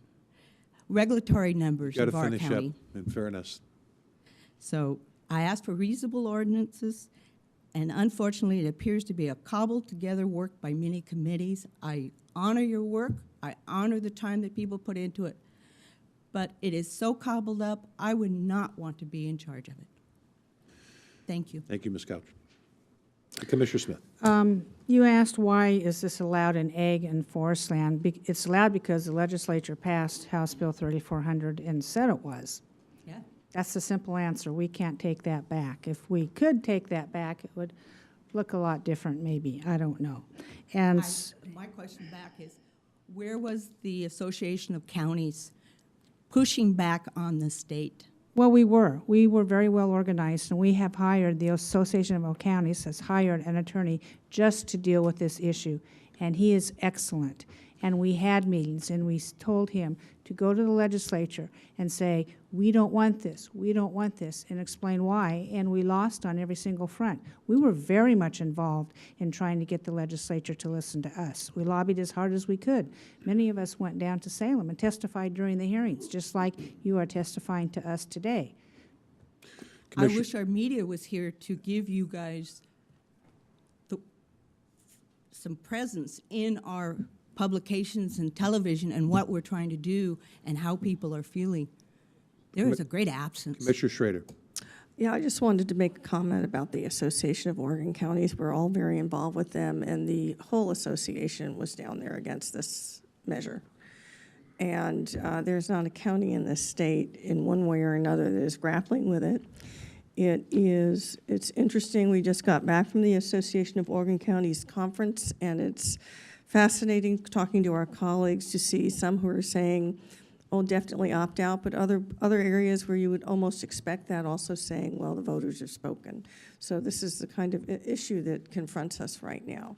But no one, I will tell you, truly, the whole association was working in a very vigilant way to derail this. But unfortunately, the legislature, upon occasion, decides that counties don't matter as much as they do.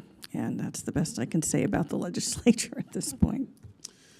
All right, I'm going to close the public portion of the testimony, and commissioners, on the last page, page 6, in the case that we did finish that, is a motion. I'm ready for a motion, please. Mr. Chair, I move we continue this discussion at 9:30 Wednesday, December 2nd. Finish that off for For deliberations? yeah, read that. For deliberation and decision only. All right, is there a second? Second. All right, it's been moved by Commissioner Smith, seconded by Commissioner Bernard, that we will reconvene on Wednesday, December 2nd for deliberation and decision only. Any further discussion on that? Yes, it's not mandatory that we not take any further testimony for those who couldn't make it here today. I don't see why we would just have limit it to deliberation and decision only and leave the door open for any further testimony, especially based on what people heard today here and probably heard today that are watching at home. So I would ask my colleagues to modify that to allow public testimony for those people who have not had an opportunity yet to testify. Do you want me to amend my motion? Let me make sure of the following. I believe I read at the very beginning that the written testimony is due by what time and date is that? The written testimony is due tomorrow. 4 o'clock? Yeah. 4 p.m. Let me see some. All right. Thank you. Well, we allowed until 4. We allowed until 4 o'clock today to take testimony, and I don't see a lot of people lined up in the halls to offer more opinions like they did at the Planning Commission. We expected that to happen, and it really didn't. So they had 400 people testifying. Is that right? Well, show up. Show up, and I don't know how many testified. Over 100. Over 100. So that isn't this way today, mainly because I think the Planning Commission incorporated a lot of the suggestions and listened to people, and so you can still write in and let us know until December 2nd. Are we ready to vote on the motion? Kevin? Wait, I think Martha. Oops. Just Martha, point did of you have? clarification, so we can accept written testimony up until December 2nd or tomorrow? No. Well, Oh. you can do what you wish. What we've advertised, because of the concerns of trying to be able to get you everything in a packet and for you to have a chance to read it before you make a decision on December 2nd, was that we would close the written record tomorrow at 4.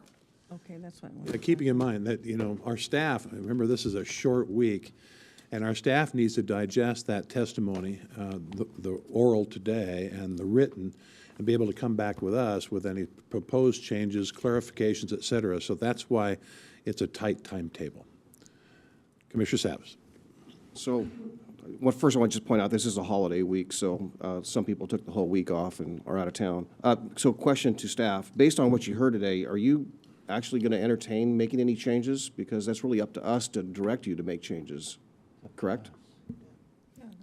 Yeah, procedurally, that's correct, yeah. And I don't want to speak for planning staff, but typically the deliberation is the time that if you do have any changes, we do our best to incorporate those on the spot under the circumstances, and that would be the time to do that. It seems to me that if the commission is concerned about making the best use of our time and staff's time, that we would actually recess for lunch, come back and actually deliberate a little bit. Maybe if we have any changes we want to suggest, give staff a week or two of opportunity to do that by our direction here today. We have set up a time for deliberation. Even though I have reviewed a great deal of the information, as that one gentleman testified, how many hundreds of pages have we yet to go? So I am not ready for deliberations at this time. It's up to the commission on whether they return, since we did advertise to go till 4 p.m., but we did not advertise that we would be having deliberations today.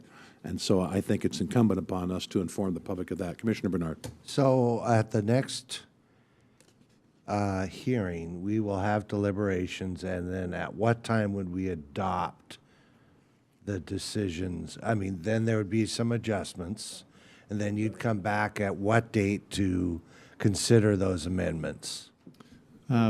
We have scheduled a time for your regular business meeting on December 17th, I believe it is, to do the formal adoption of ZDO 254. Typically, how these proceed is that you make a decision orally and you direct staff to incorporate whatever changes you might have into the final draft to be adopted at that meeting. And again, that meeting has been scheduled for December 17th. And so there, we will have a hearing prior to that, December 2nd? Second, to discuss our concerns, make some adjustments, vote on that package, and then the 17th, we would vote in our regular business session in support or in opposition. That's correct. And to make sure that the final draft reflects the decision that is made by the board. Commissioner Savas. It just seems that calling it a second hearing and not having hearing anyone just seems disingenuous to call it a hearing. I don't know that it's called, Nate, what's it called? I don't know if we advertised it as a hearing. It's a continuation of the proceeding, I think is probably how it was characterized.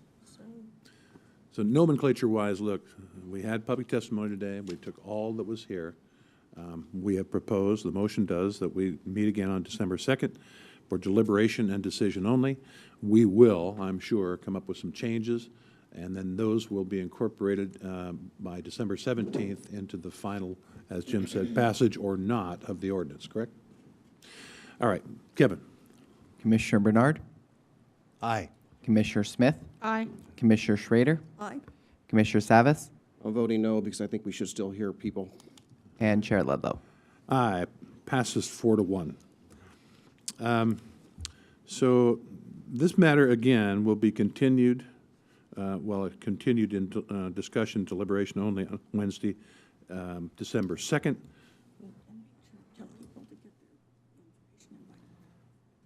Yeah, just one more reminder. Again, written testimony will still be accepted. Tell us the date and time again, Nate. That is tomorrow, 4 o'clock, November 24th. Considering the great deal of information, most of which I've read from the Planning Commission, there is a lot of information to digest as of yet. Commissioner Bernard. I just want to add that we will receive additional communications, but it will not be part of the package that we will put in for everyone to read. Believe me, I've probably received 10 already today, right? Actually, any information received up through tomorrow will be in our packet and available to us on December 2nd. What I'm saying is after that date, it's not that we won't receive emails and packages, stuff. It just won't be part of that package of decision-making input on December 2nd, correct? Actually, no, it's going to be before us. Yeah, Go ahead, Nate. I'll go ahead and clarify that. And so for this particular legislative action, we do have a time period to create the official record. And so what we're doing is we're closing the official record tomorrow at 4 o'clock to any further written testimony. Your motion effectively closes the oral portion of the testimony. And so what that will mean is that's really the body of evidence that you have to consider for your decision, and if this is appealed, that's the information that we'll submit to the courts to compose the official record of the proceeding. Right, Matt, please. Go ahead. I'm just saying that, because we are public officials, we will be receiving emails on this issue, which will be part of the information that someone might ask for.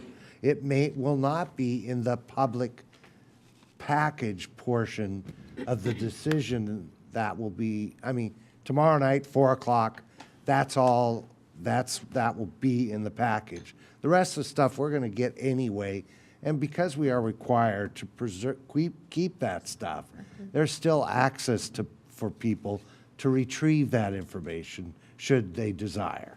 That's all I'm saying. If people want to send us emails right up into the day we make decisions, I'm sure they will, and we will read them. Right. Martha, did you have something? No, that's what I was All just right, going to say. ladies and gentlemen, there being no further business before the commission this day, this meeting is adjourned. you.